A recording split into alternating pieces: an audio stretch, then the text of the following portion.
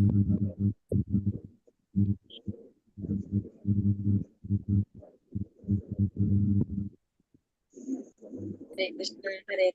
Krishna Krishna Hare Hare Hare Rama Rama Rama Hare Hare Hare Krishna Krishna Krishna Hare Hare Hare Rama Rama Rama Hare Hare Hare Krishna Om Namo Bhagavate Vasudevaya Om Namo Bhagavate Vasudevaya Om Namo Bhagavate Vasudevaya Om Ajnanasya Jnanasya Chakramyena Yena Tasmai Shri Gurave Namah Namo Vishnupadaya Krishna Prasthaya Pudale Srimade Bhaktivedanta Swaminidhi Namine Namaste Saraswate Deve Gauravani Prajarine Nirvishesha Shunyavadi Paschati Deshadarine Jai Sri Krishna Chaitanya Prabhu Nityananda Sri Advaita Gadadhara Sri Vasadi Gaura Bhakta Vranta Hare Krishna Krishna Krishna Hare Hare Hare Rama Rama Rama Hare Hare Hare Krishna Sri Radha Temple ISKCON Mangalore 18 ദിവസത്തെ ഭഗവത്ഗീത ക്ലാസ്സിലേക്ക് എല്ലാവർക്കും സ്വാഗതം.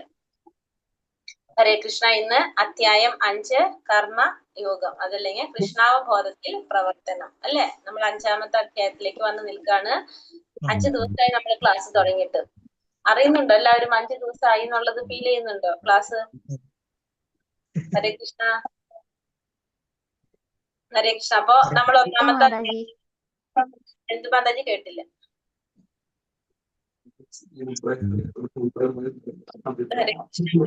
ഒന്നാമത്തെ അധ്യായത്തില് അർജുന വിഷാദ യോഗം നമ്മൾ കണ്ടു. 2ാമത്തെ അധ്യായത്തില് ഏതാണ്? ഗീതാവിഷയ സംഗ്രഹം പകർന്നു കൊടുത്തു അല്ലെ. കുറെ കാര്യങ്ങൾ അർജുനൻ 2ാമത്തെ അധ്യായത്തില് ക്ലിയർ ആക്കി കൊടുത്തു. ആത്മാവിനെ കുറിച്ച് പറഞ്ഞു കൊടുത്തു, ആത്മാവിന്റെ സവിശേഷതകൾ പറഞ്ഞു, ആ ശരീരത്തെ കുറിച്ച് പറഞ്ഞു, ശരീരം എന്തുകൊണ്ട് നിർമ്മിച്ചിരിക്കുന്നു എന്ന് പറഞ്ഞു. അങ്ങനെ കുറെ കാര്യങ്ങൾ. പിന്നെ കർമ്മം ചെയ്യണം, ആ കർമ്മം എങ്ങനെ ചെയ്യണം എന്ന് പറഞ്ഞു. ഭഗവാന് സമർപ്പിച്ചുകൊണ്ട് ചെയ്യണം, അല്ലെ ഭക്തിയുടെ സേവനമായിട്ട് ചെയ്യണം എന്ന് പറഞ്ഞു അല്ലെ ഭഗവാൻ. അങ്ങനെ ചെയ്യുന്ന ചെറിയൊരു മുന്നേറ്റം പോലും ഭഗവാൻ നമ്മളെ മഹാഭയങ്ങളിൽ നിന്ന് രക്ഷപ്പെടുത്തുമെന്ന് പറഞ്ഞു അല്ലെ 2ാമത്തെ അധ്യായത്തില്. പിന്നെ സ്ഥിതപ്രജ്ഞനാകണം എന്ന് പറഞ്ഞു, ഇന്ദ്രിയങ്ങളെ നിയന്ത്രിക്കാൻ ശ്രമിക്കണം എന്ന് പറഞ്ഞു. ഇന്ദ്രിയങ്ങളെ നിയന്ത്രിച്ച് നമ്മൾ എന്ത് ചെയ്യണം? കാമത്തെ മുരടിപ്പിക്കാനായിട്ട്, നശിപ്പിക്കാനായിട്ട് ശ്രമിക്കണം എന്ന് പറഞ്ഞു നമുക്ക് അല്ലെ. ഓർമ്മയുണ്ടോ? 3ാമത്തെ അധ്യായത്തില് കർമ്മയോഗം, നമുക്ക് കർമ്മം ചെയ്യണം. 3 തരത്തിലുള്ള കർമ്മങ്ങളെ കുറിച്ച് പറഞ്ഞു. കർമ്മം ചെയ്യണം, അതെങ്ങനെയായിരിക്കണം ചെയ്യേണ്ടത്? കർമ്മയോഗം ഭക്തിയുടെ സേവനമായിട്ടാണ് നമ്മൾ ചെയ്യേണ്ടതെന്ന് പറഞ്ഞു. കാരണം ഭഗവാന് കർമ്മം ചെയ്യണത് ഭഗവാന് വേണ്ടിയിട്ട് സമർപ്പിച്ചുകൊണ്ടായിരിക്കണം ചെയ്യേണ്ടത്. അപ്പൊ നമുക്ക് കർമ്മത്തിന്റെ ഫലങ്ങളൊന്നും അനുഭവിക്കേണ്ടതായിട്ട് വരുന്നില്ല എന്നുള്ളത് നമ്മൾ 3ാമത്തെ അധ്യായത്തിൽ കണ്ടു. പിന്നെ നമ്മള് ഇന്ദ്രിയങ്ങളെ നിയന്ത്രിക്കണം എന്ന് പറഞ്ഞു. ഇന്ദ്രിയങ്ങളെ നിയന്ത്രിക്കാനായിട്ട് ഏറ്റവും നല്ല വഴി എന്താന്ന് കണ്ടു? ഭഗവാന് സേവ ചെയ്യാനായിട്ട് ഉപയോഗിക്കുക അല്ലെ. എല്ലാ ഇന്ദ്രിയങ്ങളും ഭഗവാന്റെ സേവനത്തിനായിട്ട് ഉപയോഗിച്ചു കഴിഞ്ഞാൽ നമുക്ക് എന്ത് ചെയ്യാൻ സാധിക്കും? പതുക്കെ ഇന്ദ്രിയങ്ങളെ കൺട്രോളിൽ കൊണ്ടുവരാനായിട്ട് സാധിക്കും. എന്തിനാണ് നമ്മൾ ഇന്ദ്രിയങ്ങളെ നിയന്ത്രിച്ച് കർമ്മം ചെയ്യാൻ പറയുന്നത്? കർമ്മം ചെയ്ത് പരിശുദ്ധിയായിട്ട് മാത്രമേ നമുക്ക് എന്ത് സാധിക്കുള്ളൂ? ഭഗവാനെ കുറിച്ച് മനസ്സിലാക്കാനായിട്ട് സാധിക്കുള്ളൂ. നമുക്ക് ആ മോക്ഷം കിട്ടാനായിട്ട്, ഭഗവാനെ പ്രാപിക്കാൻ സാധിക്കണമെങ്കിൽ നമുക്ക് എന്ത് വേണം? നമ്മൾ പരിശുദ്ധരായിരിക്കണം അല്ലെ, ഭക്തന്മാരായിരിക്കണം, പരിശുദ്ധി ഉണ്ടാവണം. അതിന് നമ്മൾ കർമ്മം ചെയ്ത് നമ്മളെ ഇന്ദ്രിയങ്ങൾ എങ്ങനെയായിരിക്കണം? പരിശുദ്ധമായാൽ മാത്രമേ നമുക്കത് സാധിക്കുള്ളൂ. അതുകൊണ്ട് നമ്മൾ എന്ത് ചെയ്യണം? കർമ്മം ചെയ്യണം, ഭഗവാന് സമർപ്പിച്ചുകൊണ്ടായിരിക്കണം എല്ലാ കർമ്മങ്ങളും ചെയ്യേണ്ടതെന്ന് നമ്മൾ 3ാമത്തെ അധ്യായത്തില് നിർത്തി പറഞ്ഞു അല്ലെ. അങ്ങനെയല്ലേ? എന്തെങ്കിലും ഉണ്ടോ സംശയം? ഇല്ല. അത് കഴിഞ്ഞ് 4ാമത്തെ അധ്യായത്തിലേക്ക് കടന്നു. അതീന്ദ്രിയ ജ്ഞാനം, ഭഗവാനെ കുറിച്ചുള്ള ജ്ഞാനം ഭഗവാൻ അർജുനന് പറഞ്ഞു കൊടുക്കുകയാണ്. അതീന്ദ്രിയ ജ്ഞാനത്തിൽ ഭഗവാൻ പറഞ്ഞു, ഭഗവാന് പിറവിയില്ല, ജനന മരണങ്ങളില്ല. ഭഗവാൻ എന്താണ് പറഞ്ഞത്? ഭഗവാൻ പ്രപഞ്ചത്തില് ഭഗവാൻ എന്താണ് ഓരോ യുഗത്തിലും ഭഗവാൻ അവതരിച്ചു കൊണ്ടിരിക്കുകയാണെന്ന് പറഞ്ഞു അല്ലെ. ധർമ്മത്തെ പുനഃസ്ഥാപിക്കാനും അധർമ്മത്തെ ഇല്ലാതാക്കാനും ഭഗവാൻ അവതരിച്ചു കൊണ്ടിരിക്കുന്നു എന്ന് ഭഗവാൻ പറഞ്ഞു കൊടുത്തു. പിന്നെന്താ പറഞ്ഞ 4ാമത്തെ അധ്യായത്തില്? പിന്നൊരു ഗുരുവിനെ സ്വീകരിക്കേണ്ട ആവശ്യകതയെ പറ്റി പറഞ്ഞു അല്ലെ. ആത്മസാക്ഷാത്കാരം ലഭിക്കാനായിട്ട് ഒരു ഗുരുവിനെ സ്വീകരിക്കേണ്ട ആവശ്യകതയെ കുറിച്ച് പറഞ്ഞു. ഒരു ഗുരുവിനെ നേടേണ്ടത് ആവശ്യമാണ്. കാരണം ഒരു ഗുരുവിലൂടെ മാത്രമേ നമുക്ക് എന്ത് സാധിക്കുള്ളൂ? ഭഗവാനെ കുറിച്ച് അറിയാനായിട്ട് അപ്പൊ അതുകൊണ്ട് ഒരു ഗുരുവിനെ നമുക്ക് വേണം. ആ ഗുരുവിനെ എങ്ങനെയുള്ള ഒരു ഗുരുവിനെയാണ് തെരഞ്ഞെടുക്കേണ്ടതെന്നും കൂടി പറഞ്ഞു. ആത്മസാക്ഷാത്കാരം നേടിയ സത്യത്തെ കുറിച്ച് അറിഞ്ഞ വ്യക്തി, അതായത് പരമസത്യം മനസ്സിലാക്കിയ ഒരു വ്യക്തിയായിരിക്കണം നമ്മൾ ആരായിട്ട് തെരഞ്ഞെടുക്കേണ്ടത്, ഗുരുവായിട്ട് തെരഞ്ഞെടുക്കേണ്ടത്. കാരണം ആ ഗുരുവിന് മാത്രമേ ഭഗവാനെ കുറിച്ച് പറഞ്ഞു തരാനായിട്ട് സാധിക്കുള്ളൂ. ആത്മസാക്ഷാത്കാരം നേടിയ സത്യത്തെ കുറിച്ച് അറിഞ്ഞ വ്യക്തിക്ക്, സത്യം പരന്തിമഹില, സത്യത്തെ കുറിച്ച് അറിഞ്ഞ വ്യക്തിക്ക് മാത്രമേ നമുക്ക് എന്ത് ചെയ്യാൻ സാധിക്കുള്ളൂ, ആ സത്യത്തെ കുറിച്ച് പറഞ്ഞു തരാനായിട്ട് സാധിക്കുള്ളൂ എന്നും കൂടി നമ്മൾ കണ്ടു. ആ ഗുരുവിലൂടെ നമുക്ക് ആ ഒരു ജ്ഞാനം നേടിയാലുള്ള ഗുണം എന്താണ്? പിന്നെ നമ്മൾ ഒരിക്കലും വഴിതെറ്റി പോവില്ല. ഒരു ഗുരുവിലൂടെയാണ് നമ്മൾ ആ ഒരു ജ്ഞാനം നേടുന്നെങ്കിൽ, സത്യം കണ്ടറിഞ്ഞ് ആ ഗുരുവിലൂടെ നമ്മൾ ജ്ഞാനം നേടിക്കഴിഞ്ഞാൽ പിന്നെ നമ്മൾ ഒരിക്കലും വഴിതെറ്റി പോകില്ല. അതുകൊണ്ട് നമ്മളൊരു ഗുരുവിലൂടെ ആയിരിക്കണം ഭഗവാനെ കുറിച്ച് അറിയേണ്ടത്. എങ്കിൽ നമുക്ക് എന്ത് ചെയ്യാൻ സാധിക്കും? ആത്മസാക്ഷാത്കാരത്തിലേക്കുള്ള വഴി എളുപ്പമാകും നമുക്ക്. അങ്ങനെ നമ്മൾ 4-ാമത്തെ അധ്യായത്തിൽ പറഞ്ഞു. പിന്നെ ഇതേപോലെ തന്നെ ഇന്ദ്രിയങ്ങൾ നിയന്ത്രിക്കേണ്ട കാര്യങ്ങളും ഒക്കെ നമ്മൾ പറഞ്ഞു അല്ലെ. അപ്പൊ അങ്ങനെ 4-ാമത്തെ അധ്യായം അവസാനിച്ചു. 5-ാമത്തെ അധ്യായം എന്താണ്? കർമ്മയോഗം, കൃഷ്ണാവബോധത്തില് പ്രവർത്തനം. അതാണ് 5-ാമത്തെ അധ്യായം. അപ്പൊ കർമ്മയോഗത്തില് നമ്മൾ പറഞ്ഞു, കർമ്മയോഗം ഏതാണ്? കർമ്മം ചെയ്യണം. എങ്ങനെ ചെയ്യണം? കൃഷ്ണാവബോധത്തിൽ ചെയ്യണം. ഭഗവാന് വേണ്ടിയിട്ടായിരിക്കണം. നമ്മളെ ഇന്ദ്രിയങ്ങളെ സന്തോഷിപ്പിക്കാനല്ലാതെ ഭഗവാന്റെ ഇന്ദ്രിയങ്ങളെ സന്തോഷിപ്പിക്കാനായിരിക്കണം നമ്മൾ എന്ത് ചെയ്യേണ്ടത്? കർമ്മം ചെയ്യേണ്ടത്. നമ്മള് ഭഗവാന്റെ മൂലസ്വരൂപമാണ്. നമ്മൾ ഈ ശരീരം കൊണ്ട് നമ്മൾ ചെയ്യേണ്ടത് എന്താണ്? ഭഗവാന്റെ സേവനത്തിനായിട്ടാണ് നമ്മൾ എല്ലാ ഇന്ദ്രിയങ്ങളും ഉപയോഗിക്കേണ്ടത്. അതാണ് നമ്മൾ ഭക്തിയുടെ സേവനം, അതല്ലെങ്കിൽ കർമ്മയോഗം എന്നൊക്കെ പറയുന്നത്. അപ്പൊ അങ്ങനെ ഭഗവാന്റെ സേവനത്തിന് വേണ്ടിയിട്ട് നമ്മൾ ഉപയോഗിച്ചാൽ എന്താണ്? നമ്മൾ ചെയ്യുന്ന കർമ്മത്തിന്റെ ഫലം നമ്മൾ ഒരിക്കലും അനുഭവിക്കേണ്ടതായിട്ട് വരില്ല. അപ്പൊ നമുക്ക് വീണ്ടും ഈ ഭൗതിക ലോകത്തിൽ ജന്മം എടുക്കേണ്ടതായിട്ട് വരില്ല. കാരണം നമുക്കറിയാം, നമ്മൾ കഴിഞ്ഞ ജന്മത്തിൽ നമ്മൾ ചെയ്ത കർമ്മത്തിന്റെ ഫലമായിട്ടാണ് നമ്മൾ ഇപ്പൊ ഈ ഒരു മനുഷ്യ ശരീരത്തിൽ ഇരുന്നിട്ട് നമ്മൾ ഈ കാര്യങ്ങളൊക്കെ അനുഭവിച്ചുകൊണ്ടിരിക്കുന്നത്. സുഖങ്ങളായാലും ദുഃഖങ്ങളായാലും ഈ ക്ലേശങ്ങളും ദുരിതങ്ങളും ഒക്കെ നമ്മൾ അനുഭവിക്കുന്നത് എന്താണ്? കഴിഞ്ഞ ജന്മത്തില് നമ്മൾ ചെയ്ത കർമ്മത്തിന്റെ ഫലമായിട്ട് അല്ലെ. നമ്മൾ കഴിഞ്ഞ ജന്മം ഏതോ ഒരു ശരീരത്തിലായിരുന്നു ഉണ്ടായിരുന്നത്. ആ ശരീരത്തിൽ ഇരുന്നു കൊണ്ട് നമ്മൾ ചെയ്ത പ്രവൃത്തിയുടെ ഫലമാണ് ഇന്ന് നമ്മൾ അനുഭവിക്കുന്നത്.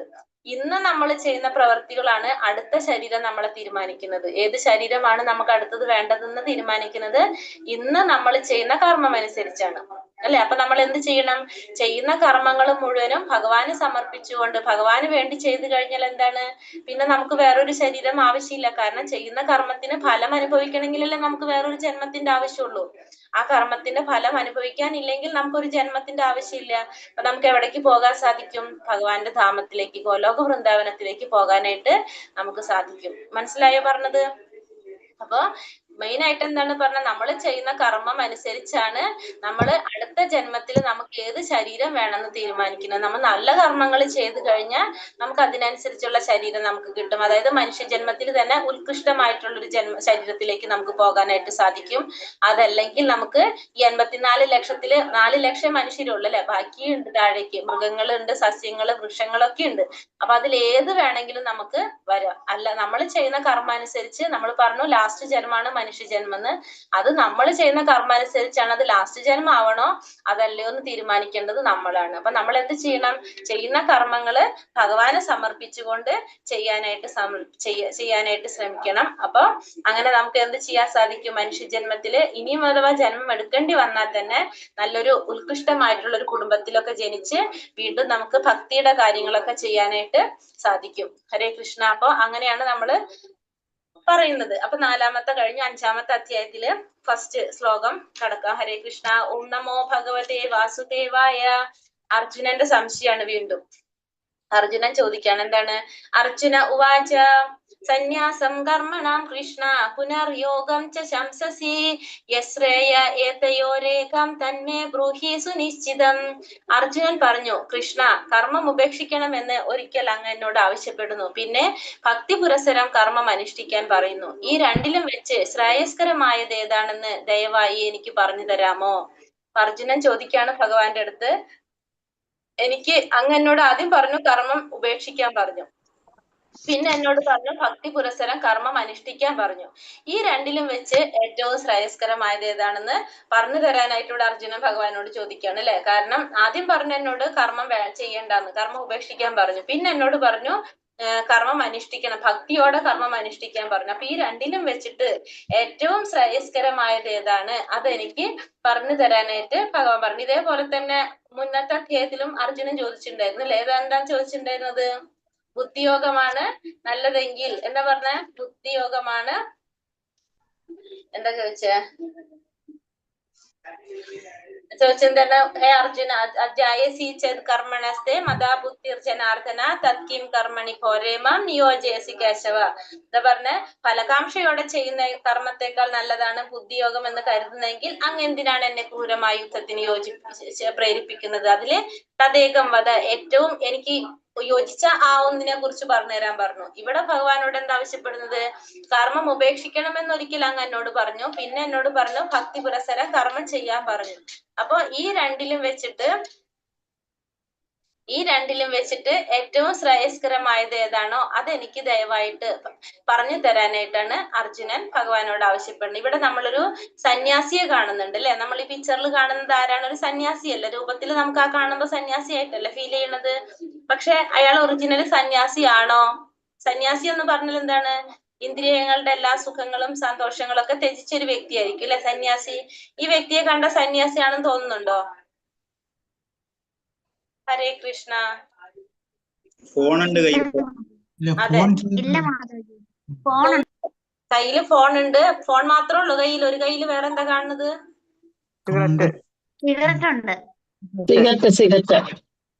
സിഗരറ്റ് ഉണ്ട് കയ്യിലല്ലേ? അതെ. ഒരു കയ്യില് ഫോണും ഉണ്ട്, ഒരു കയ്യില് സിഗരറ്റും ഉണ്ട്. അപ്പൊ അയാൾ എന്താണ്? രൂപത്തില് മാത്രമേ അയാൾ സന്യാസി ആകുന്നുള്ളൂ അല്ലെ, അയാളുടെ പ്രവൃത്തിയിൽ അയാൾ സന്യാസിയല്ല. പുറത്തേക്ക് അയാൾ സന്യാസിയാണ്, പക്ഷെ അയാൾ ഇന്ദ്രിയ സുഖങ്ങൾ അനുഭവിക്കാൻ ആഗ്രഹിക്കുന്ന ഒരു വ്യക്തിയാണ്. ആ വ്യക്തിയെ നമുക്ക് സന്യാസി എന്ന് പറയാൻ സാധിക്കുമോ? ഇല്ല. കാരണം നമ്മൾ ഈ സമൂഹത്തിൽ കാണുന്നത് അങ്ങനത്തെ കുറെ പേരെ നമ്മൾ ഇപ്പോഴും നമ്മുടെ സമൂഹത്തിൽ കണ്ടുകൊണ്ടിരിക്കുന്നുണ്ട്. അപ്പോ ഈ വ്യക്തിയെ നമുക്ക് സന്യാസി എന്ന് പറയാൻ പറ്റില്ല. കാരണം സന്യാസി എന്ന് പറയുന്നത് എന്താണ്? ഇന്ദ്രിയങ്ങൾ മുഴുവൻ നിയന്ത്രിച്ച വ്യക്തിയായിരിക്കും. കാരണം സന്തോഷോ ഒന്നും, ദുഃഖോ സന്തോഷോ അതൊന്നും ആ വ്യക്തിയെ ബാധിക്കുന്നില്ല. അയാൾക്കായിട്ട് യാതൊരു പ്രവർത്തനങ്ങളും ഉണ്ടാവില്ല അല്ലെ. അങ്ങനെയുള്ള ഒരു വ്യക്തിയായിരിക്കും ആര്? സന്യാസി. അപ്പോ ഭഗവാൻ എന്താ പറയുന്നത്? സന്യാസ കർമ്മയോഗശ്ച. ഹരേ കൃഷ്ണ. സന്യാസ കർമ്മയോഗശ്ച നിശ്രേയസ്കരവാ. എന്റെ ഫ്ലോ പോയി മാതാജി. ഹരേ കൃഷ്ണ. ശ്രീ ഭഗവാനുവാച സന്യാസ കർമ്മയോഗശ്ച നിശ്രേയസ്കരാവുഭൗ തയോസ്തു കർമ്മ സന്യാസാത് കർമ്മയോഗോ വിശിഷ്യത്തെ. ശ്രീ ഭഗവാൻ പറഞ്ഞു, കർമ്മ പരിത്യാഗവും ഭക്തിയുതമായ കർമ്മവും മുക്തിക്ക് നല്ലത് തന്നെ. എങ്കിലും ഭക്തിയുതമായ സേവന കർമ്മമാണ് കർമ്മത്യാഗത്തെക്കാൾ ഉത്തമം. അപ്പൊ ഭഗവാൻ എന്താ പറഞ്ഞത്? കർമ്മ പരിത്യാഗവും കർമ്മം ത്യജിക്കുന്നതും ഭക്തിയുതമായ ഭക്തിയുത കർമ്മവും മുക്തിക്ക് നല്ലത് തന്നെയാണ്. പക്ഷെ എങ്കിലും എന്താണ് ഏറ്റവും നല്ലത്? ഭക്തിയുതമായ സേവന കർമ്മം, ഭക്തിയുത സേവനമാണ് ഏറ്റവും നല്ല കർമ്മം എന്ന്. കർമ്മത്യാഗത്തെക്കാൾ ഉത്തമമായിട്ടുള്ളത് ഏതാണെന്ന് ഭഗവാൻ പറയാനിവിടെ? ഭക്തിയുതമായ സേവനം, ഭക്തിയുത സേവനമാണ്. ഭഗവാന് സേവനം ചെയ്യുക, ഭക്തിയോടെ ഭഗവത് സേവനം ചെയ്യുന്നതാണ് ഏറ്റവും നല്ല കർമ്മം എന്ന് ആര് പറയാനിവിടെ? ഭഗവാൻ പറയാണ്. കർമ്മം ത്യജിക്കുന്നതിനേക്കാളും നല്ലത് കർമ്മം ചെയ്യണം. അതെങ്ങനെയാ? ഭക്തിയുത സേവനം ചെയ്യണം. ഭഗവാന് സേവനം ചെയ്യാന്നുള്ളതാണ് ഏറ്റവും നല്ല കർമ്മം എന്ന് ഭഗവാനോട് പറഞ്ഞു. അപ്പൊ ഈ രണ്ടിലും ഏറ്റവും നല്ലത് ഏതാണ്? കർമ്മം ത്യജിക്കുന്നതിനേക്കാളും നല്ലത് ഭക്തിയുടെ സേവന കർമ്മമാണെന്ന് ഭഗവാൻ ഇവിടെ അർജുനന് പറഞ്ഞു കൊടുക്കാണ്. ഇനി ഇവിടെ ഒരു കഥ പറയാണ്. നമ്മൾ പറഞ്ഞു കർമ്മം ചെയ്യുമ്പോൾ നമ്മൾ എങ്ങനെ ചെയ്യണം എന്ന് പറഞ്ഞു? നമ്മൾ കർമ്മത്തിന്റെ ഫലം ആഗ്രഹിക്കാതെ ഭക്തിയുടെ സേവനമായിട്ട് ചെയ്യാൻ പറഞ്ഞു അല്ലെ. ഭഗവാന് വേണ്ടിയിട്ട് സേവനം ചെയ്യാൻ പറഞ്ഞു. അല്ലാതെ നമ്മൾ കർമ്മം ചെയ്യുമ്പോൾ അതിന്റെ ഫലം നമ്മൾ ആഗ്രഹിച്ച് ചെയ്യുമ്പോൾ നമുക്കുണ്ടാകുന്ന ആപത്ത്, അതല്ലെങ്കിൽ നമ്മൾക്ക് ആ ചെയ്യുമ്പോൾ എന്തെങ്കിലും അറിയാതെ പോലും നമ്മളിൽ ഒരു തെറ്റ് സംഭവിച്ചു കഴിഞ്ഞാൽ അതിന് നമ്മൾ വലിയൊരു വില നമ്മൾ കൊടുക്കേണ്ടതായിട്ട് വരും. കാരണം ആ ചെയ്യുന്ന തെറ്റിന് എന്ത് സംഭവിക്കുന്നത്? അതിന് നമുക്ക് ഓപ്പോസിറ്റ് ഫലം നമുക്ക് കിട്ടും നമ്മൾ ചെയ്യുന്നത്. അപ്പൊ അതിന്റെ ഒരു കഥയാണ് പറഞ്ഞത്. നൃഗൻ എന്ന് പറഞ്ഞൊരു രാജാവിന്റെ കഥയാണ്. മൃഗരാജാവിന്റെ കഥയാണ് ഈ പറയുന്നത്. ആ രാജാവാണ്. ആ രാജാവ് എന്ന് വെച്ചിട്ടുണ്ടെങ്കിൽ പുണ്യഫലങ്ങൾ അനുഭവിക്കാൻ വേണ്ടിട്ട് എപ്പോഴും സ്വർഗത്തിൽ പോകാൻ വേണ്ടിട്ട്, അല്ലെങ്കിൽ പുണ്യഫലങ്ങൾ അനുഭവിക്കാൻ വേണ്ടിയിട്ട് എന്ത് ചെയ്യും? പുണ്യഫലങ്ങൾ കിട്ടുന്ന പ്രവർത്തികൾ മാത്രം ചെയ്യുന്ന ഒരു രാജാവാണ് അദ്ദേഹം. അപ്പൊ അദ്ദേഹം അതിന് വേണ്ടിയിട്ട് എന്താ ചെയ്യുക? പശുക്കളെ പശുക്കളെ ദാനം ചെയ്യും. 1000 പശുക്കളെ ദാനം ചെയ്യും ഒരു ദിവസം. അങ്ങനെയാണ് ആ രാജാവ് ചെയ്തുകൊണ്ടിരുന്നത്. അപ്പൊ അതെങ്ങനെയുള്ളവർക്കാ ചെയ്യണത്? പുണ്യം കിട്ടാൻ വേണ്ടിയിട്ട് എന്താ പറയാ, നല്ല ബ്രാഹ്മണന്മാർക്ക്, ഉത്തമനായിട്ടുള്ള ബ്രാഹ്മണന്മാർക്ക് ആ സാത്വിക രീതിയിലുള്ള, സാത്വികമായിട്ട് എങ്ങനത്തെ ദാനമാണോ കൊടുക്കേണ്ടത് പുണ്യഫലം അനുഭവിക്കാൻ വേണ്ടിയിട്ട്, ആ രീതിയിൽ ഉള്ള ദാനമാണ് ഈ രാജാവ് ചെയ്യുന്നതിരുന്നിട്ട്. അപ്പൊ ആ രാജാവ് പണ്ഡിതന്മാരായിട്ടുള്ള യോഗ്യരായ വ്യക്തികളെ കണ്ടുപിടിച്ച് അവർക്ക് എന്നും എന്ത് ചെയ്യും? പശുക്കളെ ദാനം കൊടുക്കും. അങ്ങനെ രാജാവ് എന്നും പശുക്കളെ ദാനം കൊടുക്കും. അങ്ങനെ ഒരു ദിവസം ഒരു ബ്രാഹ്മണന് പശുവിനെ ദാനം കൊടുത്തു. ആ ബ്രാഹ്മണൻ ആ പശുവിനെ കൊണ്ടുപോയി. വൈകുന്നേരമായപ്പോ എന്ത് സംഭവിച്ചു? ആ പശു ബ്രാഹ്മണന്റെ വീട്ടില് ആ പശുവിനെ കെട്ടിയിരുന്ന സ്ഥലത്ത് നിന്ന് അഴിഞ്ഞ് എവിടേക്ക് വന്നു? തിരിച്ച് കൊട്ടാരത്തിലേക്ക് വന്നു. രാജാവിന്റെ കൊട്ടാരത്തിൽ പശുക്കളുള്ള ആ സ്ഥലത്തിലേക്ക് വന്നു. ഇതറിയാതെ പിറ്റേ ദിവസം രാജാവ് വീണ്ടും എന്ത് ചെയ്തു? വേറൊരു ബ്രാഹ്മണന് ആ പശുവിനെ തന്നെ ദാനമായിട്ട് കൊടുത്തു. അപ്പോ എന്താ സംഭവിച്ചത്? ആ പശുവിനെ തന്നെ ഈ ബ്രാഹ്മണന് കൊടുത്തു. ഈ ബ്രാഹ്മണൻ ഈ പശുവിനെ കൊണ്ട് പോകുമ്പോ പശു നഷ്ടപ്പെട്ട ബ്രാഹ്മണൻ രാജാവിന്റെ അടുത്തേക്ക് സങ്കടം പറയാനായിട്ട് വരാണ്. തന്റെ പശു നഷ്ടപ്പെട്ടു എന്ന് പറയാൻ വരുമ്പോ ഈ പശുവിനെയും കൊണ്ട് പോകുന്നത് ആര് കണ്ടു? ഈ പശു നഷ്ടപ്പെട്ട ബ്രാഹ്മണനെ കണ്ടപ്പോ മനസ്സിലായി ഇത് തന്റെ ഇന്നലെ തനിക്ക് ദാനം കിട്ടിയ പശുവാണെന്നുള്ളത് അദ്ദേഹത്തിന് മനസ്സിലായി. അങ്ങനെ ഈ 2 ബ്രാഹ്മണന്മാര് തമ്മിൽ സംസാരിക്കുകയാണ്. അപ്പൊ അദ്ദേഹം പറഞ്ഞു, ഇത് എന്റെ ഇന്നലെ നഷ്ടപ്പെട്ടു പോയ പശുവാണെന്ന്. ഇന്ന് പശുവിനെ കിട്ടിയ വ്യക്തി പറഞ്ഞു, അല്ല, ഇത് എനിക്കിന്ന് രാജാവ് ദാനമായിട്ട് തന്നതാണ്. അങ്ങനെ അവര് തമ്മിൽ തർക്കായി. അങ്ങനെ അവര് രാജാവിന്റെ മുമ്പില്, കൊട്ടാരത്തില് രാജാവിന്റെ മുമ്പില് അവരുടെ പ്രശ്നം പറയാണ്. അപ്പൊ രാജാവിനോട് പറഞ്ഞു, ഇങ്ങനെ കാര്യം പറഞ്ഞപ്പോ രാജാവിന് മനസ്സിലായി രാജാവിന് തെറ്റുപറ്റിപ്പോയി എന്നുള്ളത്, അല്ലെ? അപ്പൊ രാജാവ് അവരോട് പറയുന്നത് എന്താണ്? വേറൊരു പശുവിനെ തരാന്ന് പറയും. എന്തായാലും ഒരാൾക്കല്ലേ ഈ പശുവിനെ കൊടുക്കാൻ സാധിക്കുള്ളൂ. അപ്പൊ അവിടുന്ന് വേറൊരു പശുവിനെ തരാന്ന് പറയുമ്പോ ഈ 2 ബ്രാഹ്മണന്മാരും അത് കേട്ടില്ല. 2 പേർക്കും ഏത് തന്നെ വേണം? ആ പശുവിനെ തന്നെ വേണമായിരുന്നു. അപ്പൊ രാജാവ് ധർമ്മസങ്കടത്തിലായി. കാരണം രാജാവിനൊന്നും നിവർത്തില്ലല്ലോ ചെയ്യാനായിട്ട്. അങ്ങനെ ഈ 2 ബ്രാഹ്മണരും എന്ത് ചെയ്യണം? ആ പശുവിനെ അവിടെ ഉപേക്ഷിച്ച് പോകാണ്. രാജാവിന് ശാപം തട്ടാണ്. അങ്ങനെ ആ രാജാവിന് ശാപം തട്ടി പിന്നെ പിന്നെ അങ്ങനെ ആ രാജാവ് പിന്നെ മരണപ്പെട്ടു പോകുമ്പോ യമന്റെ അടുത്ത് പോകുമ്പോ യമരാജാവ് പറയാണ്, യമദേവൻ എന്താ പറയുന്നത്? കുറെ പുണ്യങ്ങള് അനുഭവിക്കാനുണ്ട് നിങ്ങൾക്ക്, പക്ഷെ അതിന്റെ കൂടെ ഒരു പാപം കൂടി നിങ്ങൾക്കുണ്ട്. ഏതാണ് ആദ്യം അനുഭവിക്കേണ്ടതെന്ന് ചോദിക്കും. അപ്പൊ രാജാവ് പറയും, ആദ്യം പാപം അനുഭവിക്കാന്ന് പറയും. അങ്ങനെ പാപത്തിന്റെ ഫലമായിട്ട് ആ രാജാവ് ഒരു വലിയ പല്ലിയായിട്ട് മാറാണ്. ആ പല്ലിയായിട്ട് വന്നിട്ട് ദ്വാരകയിലുള്ള ഭഗവാന്റെ കൊട്ടാരത്തില് ദ്വാരകയിലെ ഒരു പൊട്ടക്കിണറ്റിൽ വന്നിട്ട് ജന്മമെടുക്കുകയാണ് ചെയ്യുന്നത്. അങ്ങനെ ഭഗവാന്റെ മക്കള് സാമ്പനും കൂട്ടുകാരും കളിച്ചുകൊണ്ടിരിക്കുമ്പോ അവരുടെ കളിച്ചുകൊണ്ടിരുന്ന പന്ത് എവിടേക്ക് വീഴാണ്? ആ പൊട്ടക്കിണറ്റിൽ വീഴും. അത് എടുക്കാൻ വരുമ്പോൾ അവർ ഈ പല്ലിനെ കണ്ടിട്ട് അവർ പേടിക്കും. അങ്ങനെ അവര് ഭഗവാന്റെ അടുത്ത് ചെന്ന് പറയും. ഭഗവാൻ അപ്പൊ വന്നിട്ട് ആ പന്ത് എടുക്കാനായിട്ട് പോകുമ്പോ ഈ പല്ലിയെ സ്പർശിച്ച് ആ പല്ലിക്ക് ശാപമോക്ഷം കിട്ടുകയാണ് ചെയ്യുന്നത്. അങ്ങനെ വീണ്ടും മൃഗരാജാവായിട്ട് മാറും. അപ്പൊ ഭഗവാൻ ചോദിക്കുകയാണ്, അങ്ങ് ആരാന്ന് ചോദിക്കുമ്പോ മൃഗരാജാവ് തന്റെ കഥ പറയാണ്. ഇതേപോലെ ദാനം കൊടുത്ത കാര്യങ്ങളും ലാസ്റ്റ് ശാപം കിട്ടിയ കാര്യമൊക്കെ ഭഗവാനോട് പറയും. അപ്പോ ഭഗവാനോട് പറഞ്ഞ അങ്ങനെ പിന്നെ ഭഗവാൻ സ്പർശിച്ചപ്പോ എന്ത് കിട്ടി? മോക്ഷം കിട്ടി, അല്ലെ? രാജാവ് തിരിച്ച് പോവുകയാണ് ചെയ്യുന്നത്. പക്ഷെ എന്തുകൊണ്ടാണ് രാജാവിന് ഇത് സംഭവിച്ചത്? രാജാവ് ശരിക്കും എന്താ ചെയ്തത്? രാജാവ് പുണ്യഫലങ്ങൾ അനുഭവിക്കാൻ വേണ്ടിയിട്ട്, അല്ലെ? ആ ചെയ്യുന്ന കർമ്മത്തിന്റെ ഫലം അനുഭവിക്കാൻ വേണ്ടിയിട്ടാണ് രാജാവ് ഈ പ്രവൃത്തികളൊക്കെ ചെയ്തത്. അപ്പൊ തന്നിൽ അറിയാതെ പോലും വന്ന ഒരു തെറ്റിന് എന്ത് സംഭവിക്കുകയാണ് ചെയ്യുന്നത്? ആ ചെയ്ത കർമ്മത്തിന്റെ ഫലം അദ്ദേഹത്തിന് അനുഭവിക്കേണ്ടതായിട്ട് വരാണ് ചെയ്യുന്നത്. അപ്പൊ ചെയ്ത കർമ്മത്തിന്റെ ഫലം നമുക്ക് എന്താണ്? വിപരീതമായിട്ട് വരാണ് ചെയ്യുന്നത്. അറിയാതെ സംഭവിച്ച ഒരു തെറ്റിന് എന്ത് ഫലം അനുഭവിക്കേണ്ടതായിട്ട് വരുന്നു? ശിക്ഷ അനുഭവിക്കേണ്ടതായിട്ട് വന്നു, അല്ലെ? അപ്പൊ അതാണ് പറഞ്ഞത്, നമ്മള് കാമ്യ കർമ്മങ്ങൾ, നമ്മള് ഫലം ആഗ്രഹിച്ചുകൊണ്ട് കർമ്മം ചെയ്യുമ്പോൾ നമ്മളിൽ എന്തെങ്കിലും അറിഞ്ഞോ അറിയാതെ നമ്മളിൽ എന്തെങ്കിലും ഒരു തെറ്റ് സംഭവിച്ചാൽ അതിന്റെ ഫലം കൂടി നമ്മൾ അനുഭവിക്കേണ്ടതായിട്ട് വരും. അപ്പൊ അതുകൊണ്ട് ചെയ്യുന്ന കർമ്മങ്ങൾ മുഴുവൻ ആർക്കായിട്ട് അവർ സമർപ്പിച്ചുകൊണ്ട് ചെയ്യണം? ഭഗവാന് സമർപ്പിച്ചുകൊണ്ട് ചെയ്യുക. അപ്പൊ നമുക്ക് എന്തുണ്ടാവില്ല? അതിന്റെ ഫലങ്ങൾ നമുക്ക് ഒരിക്കലും അനുഭവിക്കേണ്ടതായിട്ട് വരില്ല. അത് നല്ലതായാലും ചീത്തയായാലും നമുക്ക് അതിന്റെ ഫലം ഒരിക്കലും അനുഭവിക്കേണ്ടതായിട്ട് വരില്ല. നിത്യ സന്യാസീന യോന ദ്വേഷ്ടീന കാക്ഷതി നിർദ്ദന്തോ ഹി മഹാബാഹോ സുഖം പത്താത് പ്രമുച്യതേ. കർമ്മഫലങ്ങൾ ആഗ്രഹിക്കുകയോ വെറുക്കുകയോ ചെയ്യാത്ത ആളാണ് നിത്യസന്യാസി. മഹാബാഹുവായ അർജുന, അയാൾ ദ്വന്ദ്ങ്ങളിൽ നിന്നൊഴിഞ്ഞ് എളുപ്പത്തിൽ ഭൗതിക ബന്ധനത്തിൽ നിന്ന് മുക്തനാകുന്നതോടൊപ്പം മോക്ഷം അടയുകയും ചെയ്യുന്നു. അപ്പൊ കർമ്മഫലങ്ങൾ ആഗ്രഹിക്കുകയോ അല്ലെങ്കിൽ വെറുക്കുകയോ ചെയ്യാത്ത ആളെ നമുക്ക് എന്ത് പറയാം? നിത്യസന്യാസി എന്ന് പറയാം. അപ്പൊ നമ്മൾ പറഞ്ഞു, നേരത്തെ കണ്ട ആളല്ല സന്യാസി. എങ്ങനെയുള്ള വ്യക്തിയാണ് സന്യാസി? കർമ്മത്തിന്റെ ഫലങ്ങൾ ആഗ്രഹിക്കുന്നുമില്ല, അതിനെ വെറുക്കുകയും ചെയ്യുന്നില്ല. അങ്ങനെയുള്ള വ്യക്തികളാണ് ആര്? സന്യാസികൾ എന്ന് പറയുന്നത്. മഹാബാഹുവായ അർജുന, അയാൾ ദ്വന്ദ്ങ്ങളിൽ നിന്നൊഴിഞ്ഞ്, അയാൾ എങ്ങനെയാണ്? ദ്വന്ദ്ങ്ങളിൽ നിന്ന്, ആ ഒരു ദ്വന്ദ്ഭാവം അയാൾക്ക് ഉണ്ടാവില്ല. രണ്ട് ഭാവങ്ങൾ, സുഖോ ദുഃഖോ, ലാഭോ നഷ്ടോ, ജയോ പരാജയോ, അത് അയാൾക്ക് ഉണ്ടാവില്ല. അങ്ങനെയുള്ള വ്യക്തിക്ക് എന്താണ്? എളുപ്പത്തിൽ ഭൗതിക ബന്ധനത്തിൽ നിന്ന് മുക്തനാകുന്നതോടൊപ്പം മോക്ഷം അടയുകയും ചെയ്യും. അങ്ങനെ എളുപ്പത്തിൽ ആ വ്യക്തിക്ക് എന്ത് ചെയ്യാൻ സാധിക്കും? ഭൗതിക ബന്ധനത്തിൽ നിന്ന് മുക്തനായി മോക്ഷം അടയാനായിട്ട് സാധിക്കും. എങ്ങനെയുള്ള വ്യക്തിക്ക്? കർമ്മഫലങ്ങൾ ആഗ്രഹിക്കുകയോ വെറുക്കുകയോ ചെയ്യാത്ത വ്യക്തിക്ക്, ദ്വന്ദ്ങ്ങളിൽ നിന്ന് ഒഴിഞ്ഞ് എളുപ്പത്തിൽ തന്നെ മുക്തി നേടാനായിട്ടും മോക്ഷം അടയാനായിട്ടും ആ വ്യക്തിക്ക് സാധിക്കും. സന്യാസസ്തു മഹാബാഹോ ദുഃഖമാപ്തുമയോഗതഃ യോഗയുക്തോ മുനിർ ബ്രഹ്മനചീരേണാതി ഗച്ഛതി. എല്ലാ കർമ്മങ്ങളും ത്യജിച്ചു എന്നിരിക്കലും ഭക്തിയുത ഭഗവത് സേവനത്തിൽ ഏർപ്പെടാതെ ആർക്കും സന്തുഷ്ടി നേടാനാവില്ല.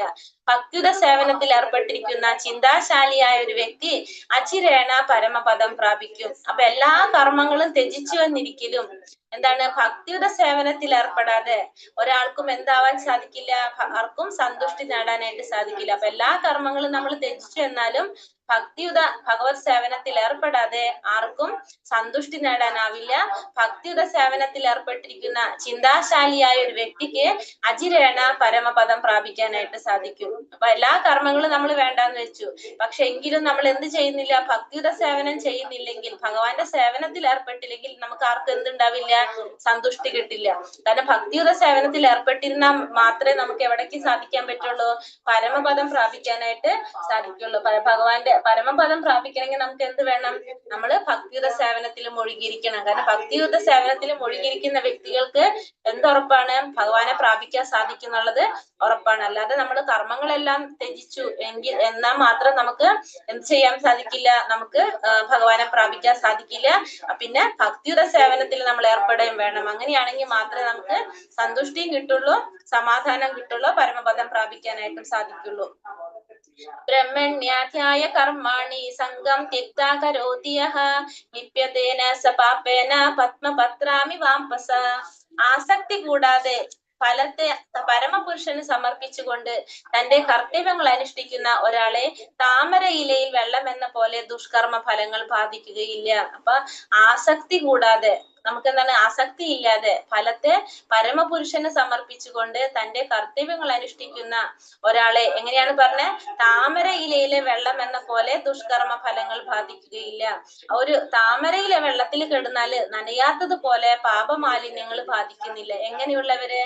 ആസക്തി ഇല്ലാതെ, നമുക്ക് ആ ചെയ്യുന്ന കർമ്മത്തില് ആസക്തി ഇല്ലാതെ ഫലത്തെ പരമപുരുഷന് സമർപ്പിക്കുക. അപ്പൊ ചെയ്യുന്ന കർമ്മത്തിന്റെ ഫലം നമ്മൾ ആർക്ക് സമർപ്പിക്കാണ്? ഭഗവാന് സമർപ്പിക്കാണ്. അങ്ങനെ ഭഗവാന് സമർപ്പിച്ചുകൊണ്ട് കർത്തവ്യങ്ങൾ അനുഷ്ഠിക്കുന്ന വ്യക്തി, ആ വ്യക്തിക്ക് എങ്ങനെയായിരിക്കും? ഒരു താമരയിലെ വെള്ളത്തിൽ കിടന്നാലും എങ്ങനെയാണ്? നനയാത്ത പോലെയാണ്. ഇല്ല, താമരയിലാണ്ട് വെള്ളത്തിൽ നിർത്തി കഴിഞ്ഞാൽ നമുക്കത് നനഞ്ഞതായിട്ട് ഫീൽ ചെയ്യില്ല. അതേപോലെ തന്നെ ആ വ്യക്തി ചെയ്യുന്ന കർമ്മത്തിന്റെ ഫലങ്ങളും ആ വ്യക്തിയെ ബാധിക്കുന്നില്ല. അത് നല്ല കർമ്മങ്ങളാവാം, ദുഷ്കർമ്മങ്ങളാവാം, പക്ഷെ ആ ചെയ്യുന്ന കർമ്മത്തിന്റെ ഫലം ആരെ ബാധിക്കില്ല? ആ വ്യക്തിയെ ബാധിക്കില്ല. എങ്ങനെയാണെങ്കിൽ ചെയ്യുന്ന കർമ്മത്തിന്റെ ഫലങ്ങള് ഭഗവാന് സമർപ്പിച്ചുകൊണ്ട് ചെയ്യുകയാണെങ്കിൽ, ഭഗവാന് സമർപ്പിച്ചുകൊണ്ടാണ് കർമ്മങ്ങൾ ചെയ്യുന്നതെങ്കിൽ ആ ചെയ്യുന്ന കർമ്മത്തിന്റെ ഫലം ആ വ്യക്തിയെ ബാധിക്കില്ല. എങ്ങനെയാണ് പറഞ്ഞത്? ഒരു താമരയിലെ വെള്ളത്തിൽ കിടന്നിട്ട് വെള്ളത്തില് നനയാത്ത പോലെ, താമരയിലെ വെള്ളത്തിൽ കിടന്നാല് നനയാത്തതുപോലെ ആ വ്യക്തിയെ ദുഷ്കർമ്മ ഫലങ്ങളൊന്നും ബാധിക്കുന്നില്ല. യുക്ത കർമ്മഫലം ത്യക്ത ശാന്തിമാപ്നോതി നൈഷ്ടകീം അയുക്ത കാമകാരേണ ഫലേ സക്തോ നിപത്യതേ. സ്ഥിരചിത്തനായ ഒരു ഭക്തൻ കർമ്മഫലങ്ങളെല്ലാം എനിക്ക് അർപ്പിക്കുന്നത് കൊണ്ട് സമ്പൂർണ്ണ സമാധാനം നേടുന്നു. എന്നാൽ ഈശ്വരിൽ നിന്ന് വേർപെട്ട് നിൽക്കുന്നവൻ തന്റെ കർമ്മഫലങ്ങളിൽ അത്യാഗ്രഹിയാകയാൽ അതിൽപ്പെട്ട് വലയുന്നു. അപ്പൊ സ്ഥിരചിത്തനായിട്ടുള്ള ഒരു ഭക്തൻ കർമ്മഫലങ്ങളെല്ലാം ഭഗവാന് സമർപ്പിക്കുന്നത് കൊണ്ട് എന്താണ് സംഭവിക്കുന്നത്? സമ്പൂർണ്ണ സമാധാനം നേടാനായിട്ട് സാധിക്കും. സ്ഥിരചിത്തനായിട്ടുള്ള ഒരു ഭക്തൻ എല്ലാ കർമ്മങ്ങളും ഭഗവാന് സമർപ്പിക്കുന്നത് കൊണ്ട് ആ ഭക്തന് സമ്പൂർണ്ണ സമാധാനം നേടാനായിട്ട് സാധിക്കും. എന്നാലോ ഈശ്വരനിൽ നിന്ന് വേർപെട്ടു നിൽക്കുന്നവൻ തന്റെ കർമ്മഫലത്തില് അത്യാഗ്രഹിയാകിയാൽ അയാൾ എന്താണ് അതിൽ പെട്ട് വലഞ്ഞുകൊണ്ടിരിക്കും. അപ്പൊ ഭഗവാന് സമർപ്പിച്ചുകൊണ്ട് കർമ്മം ചെയ്യുന്ന വ്യക്തിക്ക് സമ്പൂർണ്ണ സമാധാനം കിട്ടും. ഈശ്വരനിൽ നിന്ന് വേർപെട്ടു നിൽക്കുന്നവനോ തന്റെ കർമ്മത്തിന്റെ ഫലങ്ങളിൽ അത്യാഗ്രഹിയായതുകൊണ്ട് അതിൽപ്പെട്ട് വലയുന്നു എന്ന് പറഞ്ഞു. അപ്പൊ കൃഷ്ണാവബോധത്തിലുള്ളവനും ശാരീരിക ബോധത്തിലുള്ളവനും തമ്മിലുള്ള ഒരു വ്യത്യാസമാണ് നമ്മൾ ഈ കണ്ടത്. കൃഷ്ണാവബോധത്തിലുള്ള ഒരു വ്യക്തി എന്താണ് ചെയ്യുന്ന എല്ലാ കർമ്മങ്ങളും ആർക്ക് വേണ്ടി ചെയ്യും? ഭഗവാന് വേണ്ടി ചെയ്യില്ല, കൃഷ്ണാവബോധത്തിലുള്ള ഒരു വ്യക്തി. അതേ സ്ഥാനത്ത് ശാരീരിക ബോധത്തിലാണ് ഉള്ള വ്യക്തിയെങ്കിൽ നമ്മള് ശരീരബോധത്തിലാണ് നമ്മൾ നിൽക്കുന്നതെങ്കിൽ ഭൗതികമായിട്ടുള്ള ബോധത്തിലാണ് നമ്മൾ നിൽക്കുന്നതെങ്കിൽ നമ്മൾ ചെയ്യുന്ന കർമ്മങ്ങളെല്ലാം ആർക്ക് വേണ്ടി ചെയ്യും? നമുക്ക് വേണ്ടി ചെയ്യും. നമ്മളെ ഇന്ദ്രിയങ്ങളെ സന്തോഷിപ്പിക്കാനാണ് നമ്മൾ കർമ്മം ചെയ്യുന്നത്. പക്ഷെ കൃഷ്ണാവബോധത്തിലുള്ള വ്യക്തി കർമ്മം ചെയ്യുന്നത് ആർക്ക് വേണ്ടിയിട്ടാണ്? ഭഗവാനെ സന്തോഷിപ്പിക്കാൻ വേണ്ടിയിട്ടായിരിക്കും കർമ്മം ചെയ്യുന്നത്. ഇതാണ് കൃഷ്ണാവബോധത്തിലുള്ള ഒരു വ്യക്തിയും ശാരീരിക ബോധത്തിലുള്ള വ്യക്തിയും തമ്മിലുള്ള വ്യത്യാസം. അപ്പൊ കൃഷ്ണാവബോധത്തിലുള്ള വ്യക്തിക്ക് എന്താണ് കർമ്മം ചെയ്യുന്നത് ഭഗവാന് വേണ്ടി ചെയ്യുന്നത് കൊണ്ട് സമ്പൂർണ്ണ സമാധാനം ആ വ്യക്തിക്ക് ഉണ്ടാകും. പക്ഷെ ശാരീരിക ബോധത്തിലുള്ള വ്യക്തിക്ക് എന്തുണ്ടാവില്ല? സമാധാനം ഉണ്ടാവില്ല. കാരണം ആ കർമ്മത്തിന്റെ ഫലം എന്തായിരിക്കും എപ്പോഴും ചിന്തിച്ചു കൊണ്ടിരിക്കില്ല ആ വ്യക്തി. അതുകൊണ്ട് തന്നെ കൃഷ്ണാവബോധത്തിലുള്ള ഒരു വ്യക്തിക്ക് സമാധാനം ഉണ്ടാവും. പക്ഷെ ശാരീരിക ബോധത്തിലുള്ള വ്യക്തിക്ക് ഒരിക്കലും സമാധാനം ഉണ്ടാവില്ല. കാരണം ആ കർമ്മത്തിന്റെ ഫലം എന്താകും ഇങ്ങനെ നമ്മൾ ആലോചിച്ചു കൊണ്ടിരിക്കും. നമ്മൾ ആ കർമ്മത്തിന്റെ ഫലത്തിൽ അത്യാഗ്രഹിയായിരിക്കും. അപ്പൊ കൃഷ്ണാവബോധത്തില് നമ്മൾ ചെയ്യുന്ന ഏതൊരു പ്രവർത്തനവും നമുക്ക് എന്ത് കിട്ടും? പൂർണ്ണ ശാന്തി നേടാനായിട്ട് സാധിക്കും. പക്ഷെ ശാരീരിക ബോധത്തിലാണെങ്കിൽ നമുക്ക് എന്തുണ്ടാവില്ല? ശാന്തി സമാധാനം നമുക്ക് ഉണ്ടാകില്ല. ഇതാണ് കൃഷ്ണാവബോധത്തിലുള്ള ഒരു വ്യക്തിയും ശാരീരിക ബോധത്തിലുള്ള ഒരു വ്യക്തിയും തമ്മിലുള്ള വ്യത്യാസം പറയുന്നത്. ക്ലിയർ ആയോ? ഹരേ കൃഷ്ണ. ഹരേ കൃഷ്ണ. ന കർതൃത്വം ന കർമാണി ലോകസ്യ സൃജതി പ്രഭുഃ ന കർമ്മ ഫല സംയോഗം സ്വഭാവസ്തു പ്രവർത്തതേ.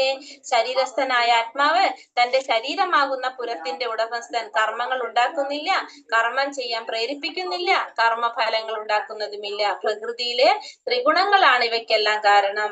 ഇവിടെ എന്താ പറയണത്? ശരീരസ്ഥനായ ആത്മാവ് എന്താ ചെയ്യുന്നത്? തന്റെ ശരീരമാകുന്ന പുരത്തിന്റെ ഉടമസ്ഥൻ, ആ ഉടമസ്ഥൻ ആത്മാവ് എന്ത് ചെയ്യുന്ന പറഞ്ഞാൽ കർമ്മങ്ങൾ ഉണ്ടാക്കുന്നില്ല, കർമ്മം ചെയ്യാൻ പ്രേരിപ്പിക്കുന്നില്ല, കർമ്മഫലങ്ങളും ഉണ്ടാക്കുന്നില്ല. ഇതാരാണ് കർമ്മങ്ങളെല്ലാം ചെയ്യുന്നത്? ഭൗതിക പ്രകൃതിയുടെ ത്രിഗുണങ്ങളാണ് ഇതെല്ലാത്തിനും കാരണം. ഇതേപോലൊരു ശ്ലോകം നമ്മൾ മുന്നേ പഠിച്ചിട്ടുണ്ടായിരുന്നു. ഓർമ്മയുണ്ടോ ആർക്കെങ്കിലും? നമ്മൾ ഭൗതിക പ്രകൃതിയുടെ ത്രിഗുണങ്ങളെ കുറിച്ച് ആദ്യമായിട്ട് പറഞ്ഞൊരു ശ്ലോകം അറിയോ?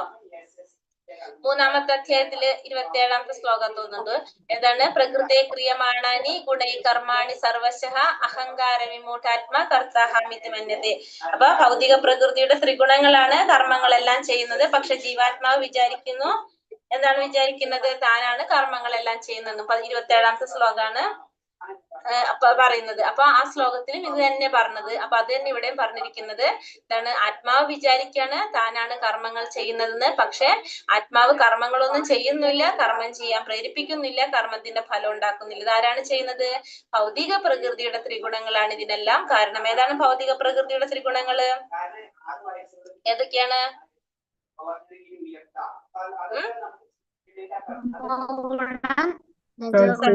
സത്വഗുണം,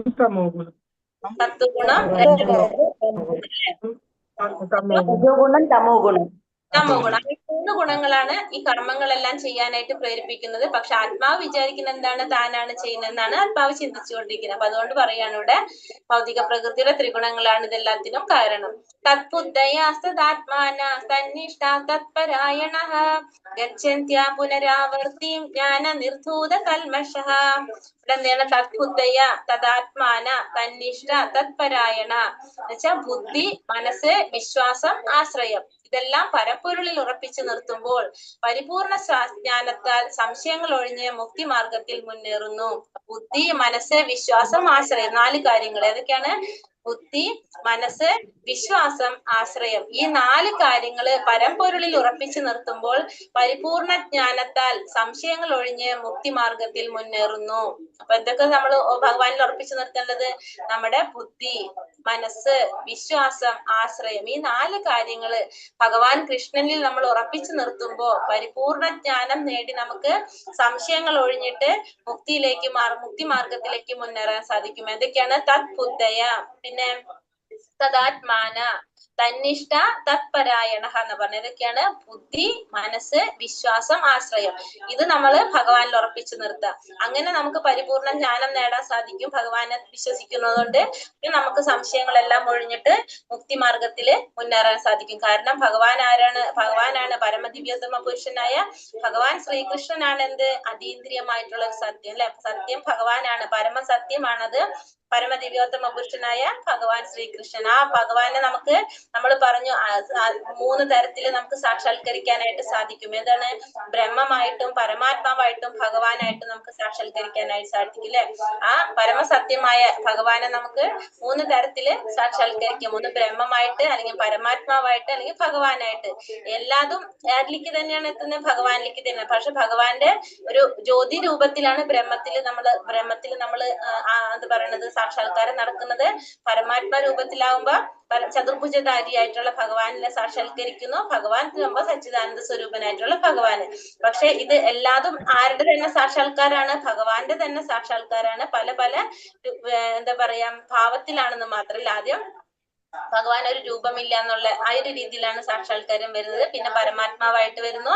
പിന്നെ ഏറ്റവും വലുതായിട്ടുള്ള സച്ചിദാനന്ദ സ്വരൂപനായിട്ടുള്ള ഭഗവത് സാക്ഷാത്കാരത്തിലേക്ക് പോകുന്നത്. സത്യം എന്താണ്? ഭഗവാനിലേക്ക് തന്നെയാണ് വരുന്നത്. എല്ലാം പരമസത്യമായിട്ടുള്ള ഭഗവാനാണ്. ഇതിന്റെയൊക്കെ കേന്ദ്രബിന്ദു ആരാണ്? ഭഗവാൻ തന്നെയാണ്. അപ്പൊ ഇതിനെ ആത്മസാക്ഷാത്കാരം നമുക്ക് 3 രീതിയിൽ നമുക്ക് നടത്താനായിട്ട് സാധിക്കും എന്നുള്ള പറഞ്ഞത്. ഇനി എന്താ പറയുന്നത് ഇവിടെ? വിദ്യാവിനയ സമ്പന്നേ ബ്രഹ്മണേ ഗവിഹസ്തിനി ശുനി ചൈവ ശപാകേച പണ്ഡിത സമദർശിനഃ. അറിവും വിനയമുള്ള ബ്രാഹ്മണനെയും പശുവിനെയും ആനയെയും നായയെയും നായ്മാംസം ഭക്ഷിക്കുന്ന ചണ്ടാലനെയും സമദൃഷ്ടിയോടെയാണ് യഥാർത്ഥ ജ്ഞാനമുള്ളവരായ വിനയാന്വിതരായ പണ്ഡിതന്മാർ വീക്ഷിക്കുന്നത്. അറിവും വിനയമുള്ള ബ്രാഹ്മണനെ, പശുവിനെ, ആനയെ, നായയെ, പിന്നെ ഏതാണ് നായ്മാംസം ഭക്ഷിക്കുന്ന ചണ്ടാലനെയും സമദൃഷ്ടിയോടെയാണ് യഥാർത്ഥ ജ്ഞാനമുള്ള വിനയാന്വിതരായ പണ്ഡിതന്മാർ വീക്ഷിക്കുന്നത് എന്ന് പറയാണ്. അപ്പോ യഥാർത്ഥ ജ്ഞാനം നേടിയ അങ്ങനെയുള്ളവരെ എങ്ങനെയാണ് മറ്റുള്ളവരെ കാണുന്നത്?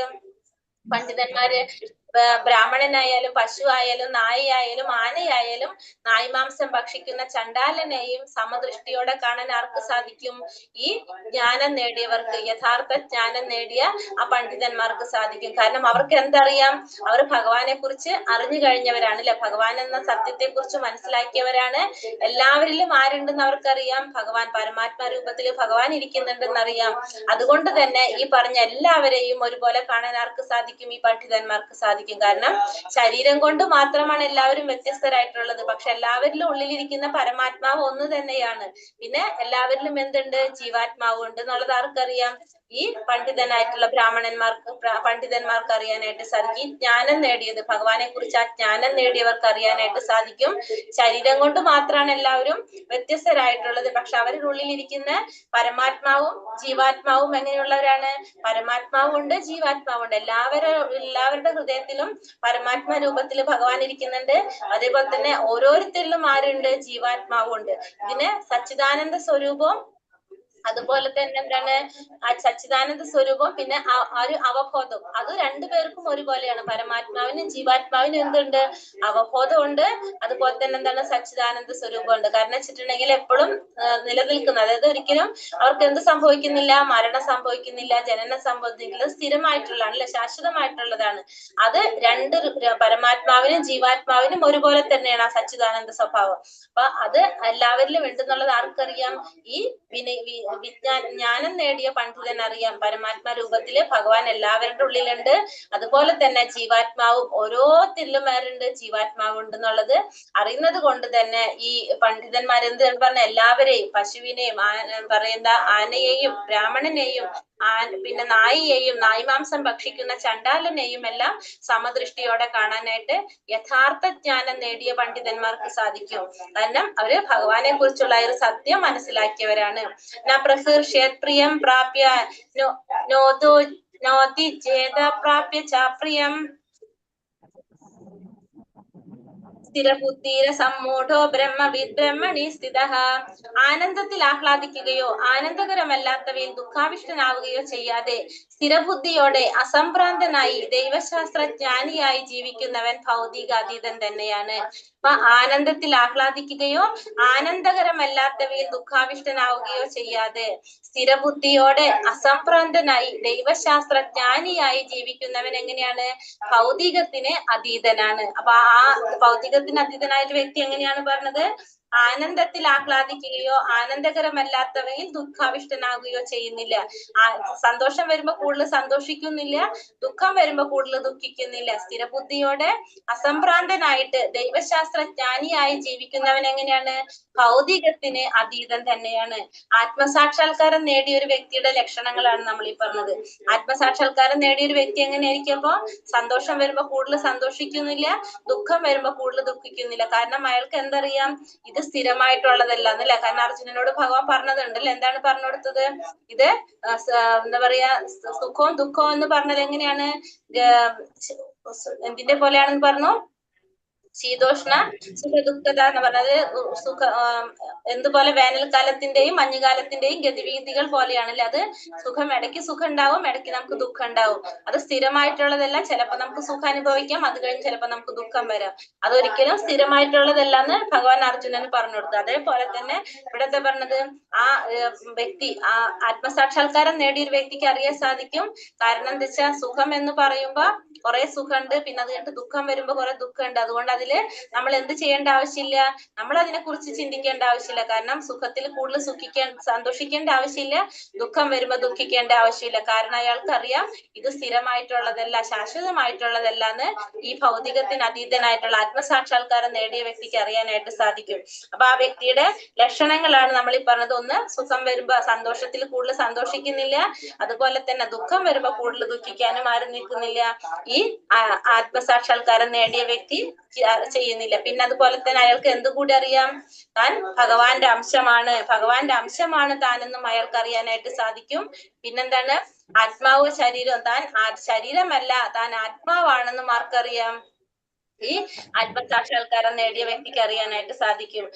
താനും ശരീരവും താനും ഒന്നാണെന്നുള്ള ഒരു മിഥ്യാബോധം ആർക്കുണ്ടാവില്ല? ഈ ആത്മസാക്ഷാത്കാരം നേടിയ വ്യക്തിക്ക് ഉണ്ടാവില്ല. അപ്പൊ ഇതൊക്കെയാണ് ആത്മസാക്ഷാത്കാരം നേടിയ വ്യക്തിയുടെ ലക്ഷണങ്ങൾ. എന്തൊക്കെയാണ് നമ്മൾ പറഞ്ഞത്? ഒന്ന്, സന്തോഷം വരുമ്പോ ആനന്ദത്തിൽ അധികം ആഹ്ലാദിക്കുന്നുണ്ടാവില്ല, ആനന്ദകരമല്ലാത്തതില് ദുഃഖിക്കുന്നുണ്ടാകുന്നില്ല. പിന്നെ അതുപോലെ തന്നെ ഭഗവാന്റെ അംശമാണെന്ന് താനെന്ന് അയാൾക്ക് അറിയാനായിട്ട് സാധിക്കും. പിന്നെ ഭഗവാന്റെ എന്താണ് പിന്നെന്താ പറഞ്ഞത്? ശരീരവും ആത്മാവ്, താൻ ശരീരമല്ല ആത്മാവാണെന്നുള്ളത് ആർക്കറിയാൻ സാധിക്കും? ഈ വ്യക്തിക്ക് അറിയാനായിട്ട് സാധിക്കും. ആത്മാവും ശരീരവും ഒന്നാണെന്നുള്ളൊരു മിഥ്യബോധം ആർക്കുണ്ടാവില്ല? ഈ ഭൗതികത്തിന് അതീതനായ വ്യക്തിക്ക്, സാക്ഷാത്കാരം നേടിയ വ്യക്തിക്ക് ഉണ്ടാവില്ല. ഇതൊക്കെ ആ വ്യക്തിയുടെ ഗുണങ്ങളാണ്, അല്ലെങ്കിൽ ആ വ്യക്തിയുടെ ലക്ഷണങ്ങളാണ് നമുക്ക് പറയാനായിട്ട് സാധിക്കും. യേഹി സംസ്പർശജ ഭോഗ ദുഃഖയോനേയ ഏവതേ ആദ്യന്തവന്ത കൗന്ദേയ നതേ ശൂരമതേ പുതഃ. ബുദ്ധിമാൻ ഭൗതിക ഇന്ദ്രിയങ്ങൾ കൊണ്ടുണ്ടാകുന്ന ദുഃഖങ്ങളിൽ പങ്കുകൊള്ളാറില്ല. അല്ലയോ കുന്തിപുത്ര, ഭൗതിക സുഖങ്ങൾക്ക് ആദിയും അവസാനവും ഉള്ളത് കൊണ്ട് ഒരിക്കലും ബുദ്ധിമാന്മാർ സന്തോഷം കൊള്ളുന്നില്ല അവയിൽ. അപ്പൊ ബുദ്ധിമാന്മാര് ഭൗതികമായിട്ടുള്ള ഇന്ദ്രിയങ്ങൾ കൊണ്ടുണ്ടാകുന്ന ദുഃഖങ്ങളിൽ അധികം പങ്കുകൊള്ളാറില്ല. കാരണം അവർക്ക് എന്തറിയാം?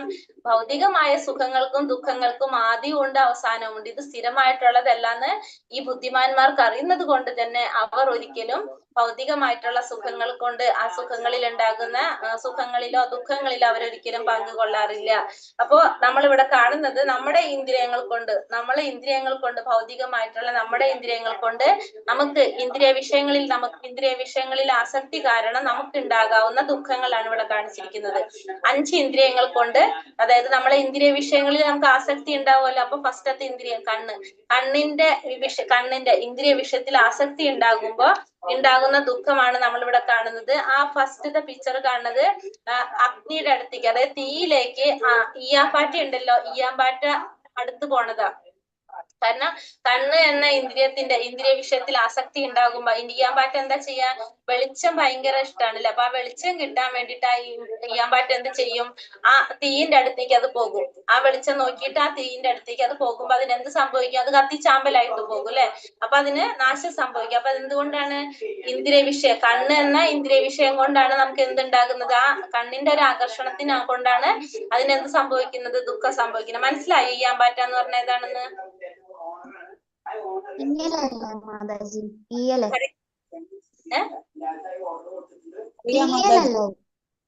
ഈയാമ്പാറ്റ എനിക്ക് വേറെ മഴപ്പാറ്റ എന്നൊക്കെ പറയുന്നു കേട്ടിട്ടുണ്ട്.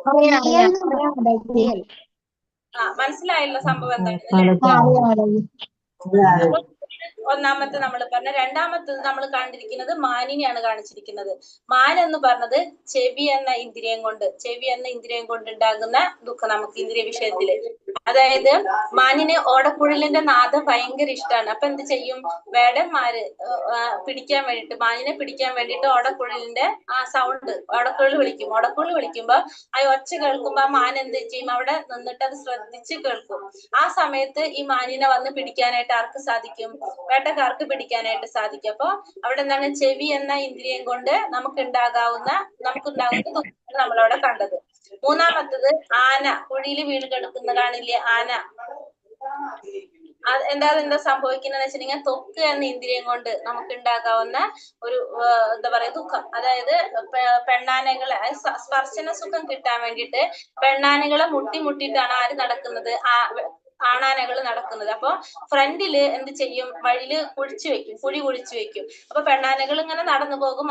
അവർക്ക് ആ ട്രെയിനിങ് പ്രത്യേകം കൊടുത്തിട്ടുണ്ടാകും. അപ്പൊ അവര് എന്ത് ചെയ്യും, അത് ക്രോസ് ചെയ്ത് പോകും. പക്ഷെ ആണാനകൾ എന്ത് ചെയ്യും, ആ കുഴിയിൽ വീണിട്ട് അവരെ പിടിക്കാനായിട്ട് സാധിക്കും. അപ്പൊ എന്താണ്, ത്വക്ക് എന്ന ഇന്ദ്രിയം കൊണ്ട് ആ സ്പർശന സുഖത്തിന് വേണ്ടിയിട്ട് ആ ഇന്ദ്രിയം കൊണ്ടുണ്ടാകുന്ന ദുഃഖം, അതാണ് ഇവിടെ സംഭവിക്കുന്നത്. നാലാമത്തത് പിന്നെ നമ്മൾ എന്താ പറഞ്ഞത്, നമ്മളുടെ മൂക്ക്, നമ്മളെ ഗന്ധം നുകരാൻ വേണ്ടിയിട്ട് താമരയിൽ നിന്ന് വളരെ നല്ല ഗന്ധമായിരിക്കും വരുന്നത്. അപ്പൊ വണ്ട് എന്ത് ചെയ്യാ, ആ താമരയുടെ ഗന്ധം നുകരാൻ വേണ്ടിയിട്ട് താമരയിൽ വന്നിരിക്കും. അപ്പൊ ആ മൂക്കിന്റെ ഒരു ആകർഷണമാണ് നമ്മൾ അവിടെ കാണുന്നത്. ആ സുഖം കിട്ടാൻ വേണ്ടിയിട്ട്, സ്മെല്ല് ചെയ്യാൻ വേണ്ടിയിട്ട്. ആയിരിക്കുമ്പോ താമരയുടെ പ്രത്യേകത എന്താണ്, സൂര്യൻ ഉദിക്കുമ്പോ താമര വിരിയും, വൈകുന്നേരം ആകുമ്പോ അത് ചുരുങ്ങുകയും ചെയ്യില്ല അസ്തമിക്കുമ്പോ.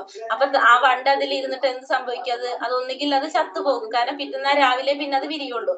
അപ്പൊ ഇതിനെന്തുകൊണ്ടാണ് ഈ അപകടം വരുന്നത്, ഈ മൂക്കിന്റെ ഇന്ദ്രിയം കൊണ്ടാണ്, അതിന്റെ ആകർഷണം കൊണ്ടാണ് അതിനെന്ത് സംഭവിക്കുന്നത്, അപകടം സംഭവിക്കുന്നത്. ലാസ്റ്റ് ഒരു മത്സ്യത്തെ പിടിക്കാൻ വേണ്ടിട്ട് എന്ത് ചെയ്യും, വേറൊരു മത്സ്യത്തിനെ ഇരയാക്കിയിട്ടിടും. അപ്പൊ നാക്ക് എന്ന ഇന്ദ്രിയത്തിന് നമുക്ക് അതിനോടുള്ള ആഗ്രഹം കൊണ്ട് നമ്മൾ എന്ത് ചെയ്യും, അതിനെ വന്നിട്ട് പിടിക്കും. അപ്പൊ സ്വാഭാവികമായിട്ടും മറ്റേ മത്സ്യം എന്താണ്, ആ മത്സ്യം പിടിക്കപ്പെടില്ല. അപ്പൊ അതുകൊണ്ട് ആ നാക്ക് എന്ന ഇന്ദ്രിയം കൊണ്ട് നമുക്ക് ഒരു മത്സ്യത്തിനെ പിടിക്കാൻ വേറൊരു മത്സ്യത്തിനെ ഉപയോഗിക്കുകയാണ് ചെയ്യുന്നത്. അപ്പൊ അതുകൊണ്ട് നമുക്ക് എന്തുണ്ടാവണം, ദുഃഖം ഉണ്ടാകണം. അപ്പൊ അതാണ് ഈ 5 ഇന്ദ്രിയങ്ങൾ കൊണ്ട്, നമ്മളെ കണ്ണുകൊണ്ടും ചെവി കൊണ്ടും ത്വക്ക് കൊണ്ടും മൂക്ക് കൊണ്ടും നാക്ക് കൊണ്ടും നമുക്ക് ഉണ്ടാകാവുന്ന ദുഃഖങ്ങൾ. അങ്ങനെ പല രീതിയിൽ. അപ്പൊ ഇന്ദ്രിയ വിഷയങ്ങളിൽ നമുക്ക് ആസക്തി ഉണ്ടാകുമ്പോൾ എന്താണ് സംഭവിക്കുക, നമുക്ക് അതുമൂലം നമുക്ക് ദുഃഖങ്ങൾ ഉണ്ടാകുകയാണ് ചെയ്യുന്നത്. പല രീതിയിലും നമുക്കത് ദുഃഖങ്ങളായിട്ട് മാറാണ്. അതിനുള്ള എക്സാമ്പിൾ ആണ് നമ്മളിവിടെ കാണിച്ചു തന്നത്. ലഭന്തേ ബ്രഹ്മ നിർവാണം ഋഷയാക്ഷീണ കൽമഷഃ ചിന്നദ്വൈതായതാത്മാന സർവഭൂതാഹിതേരതഃ. സംശയങ്ങളിൽ നിന്ന് ഉത്ഭവിക്കുന്ന ദ്വന്ദ്ങ്ങൾക്ക് അതീതരായവരും മനസ്സ് തന്നിൽ തന്നെ വ്യാപരിക്കുന്നവരും എപ്പോഴും സകല ജീവജാലങ്ങളുടെയും ക്ഷേമൈശ്വര്യ പ്രവർത്തനങ്ങളിൽ തിരക്കിട്ട് പ്രവർത്തിച്ചു കൊണ്ടിരിക്കുന്നവരും സർവപാപങ്ങളിൽ നിന്നും മോചനം നേടിയിട്ടുള്ളവരും ബ്രഹ്മനിർവാണം പോകുന്നു. ഇപ്പൊ എങ്ങനെയാണ്, സംശയങ്ങളിൽ നിന്ന് ഉത്ഭവിക്കുന്ന ദ്വന്ദ്ങ്ങൾക്ക് അതീതരായവര്, സംശയങ്ങളിൽ നിന്ന് ഉത്ഭവിക്കുന്ന ദ്വന്ദ്ങ്ങൾ ദ്വന്ദ്ങ്ങൾക്ക് അതീതരായവര്, പിന്നെന്താണ് മനസ്സ് തന്നിൽ തന്നെ വ്യാപരിക്കുന്നവരും. അപ്പൊ സംശയങ്ങളിൽ നിന്ന് ഉത്ഭവിക്കുന്ന ദ്വന്ദ്ങ്ങൾക്ക് അതീതരായെന്ന് വെച്ചാൽ എന്താണ്, നമുക്ക് ഉണ്ടാവുന്ന നമ്മുടെ സംശയങ്ങൾ, ആ സംശയങ്ങളിൽ നിന്ന് നമുക്ക് ദ്വന്ദ്ങ്ങൾ ഉണ്ടാവില്ല, ഇതാണോ ശരി അതാണോ ശരി എന്നുള്ളൊരു ദ്വന്ദ്ം വരും.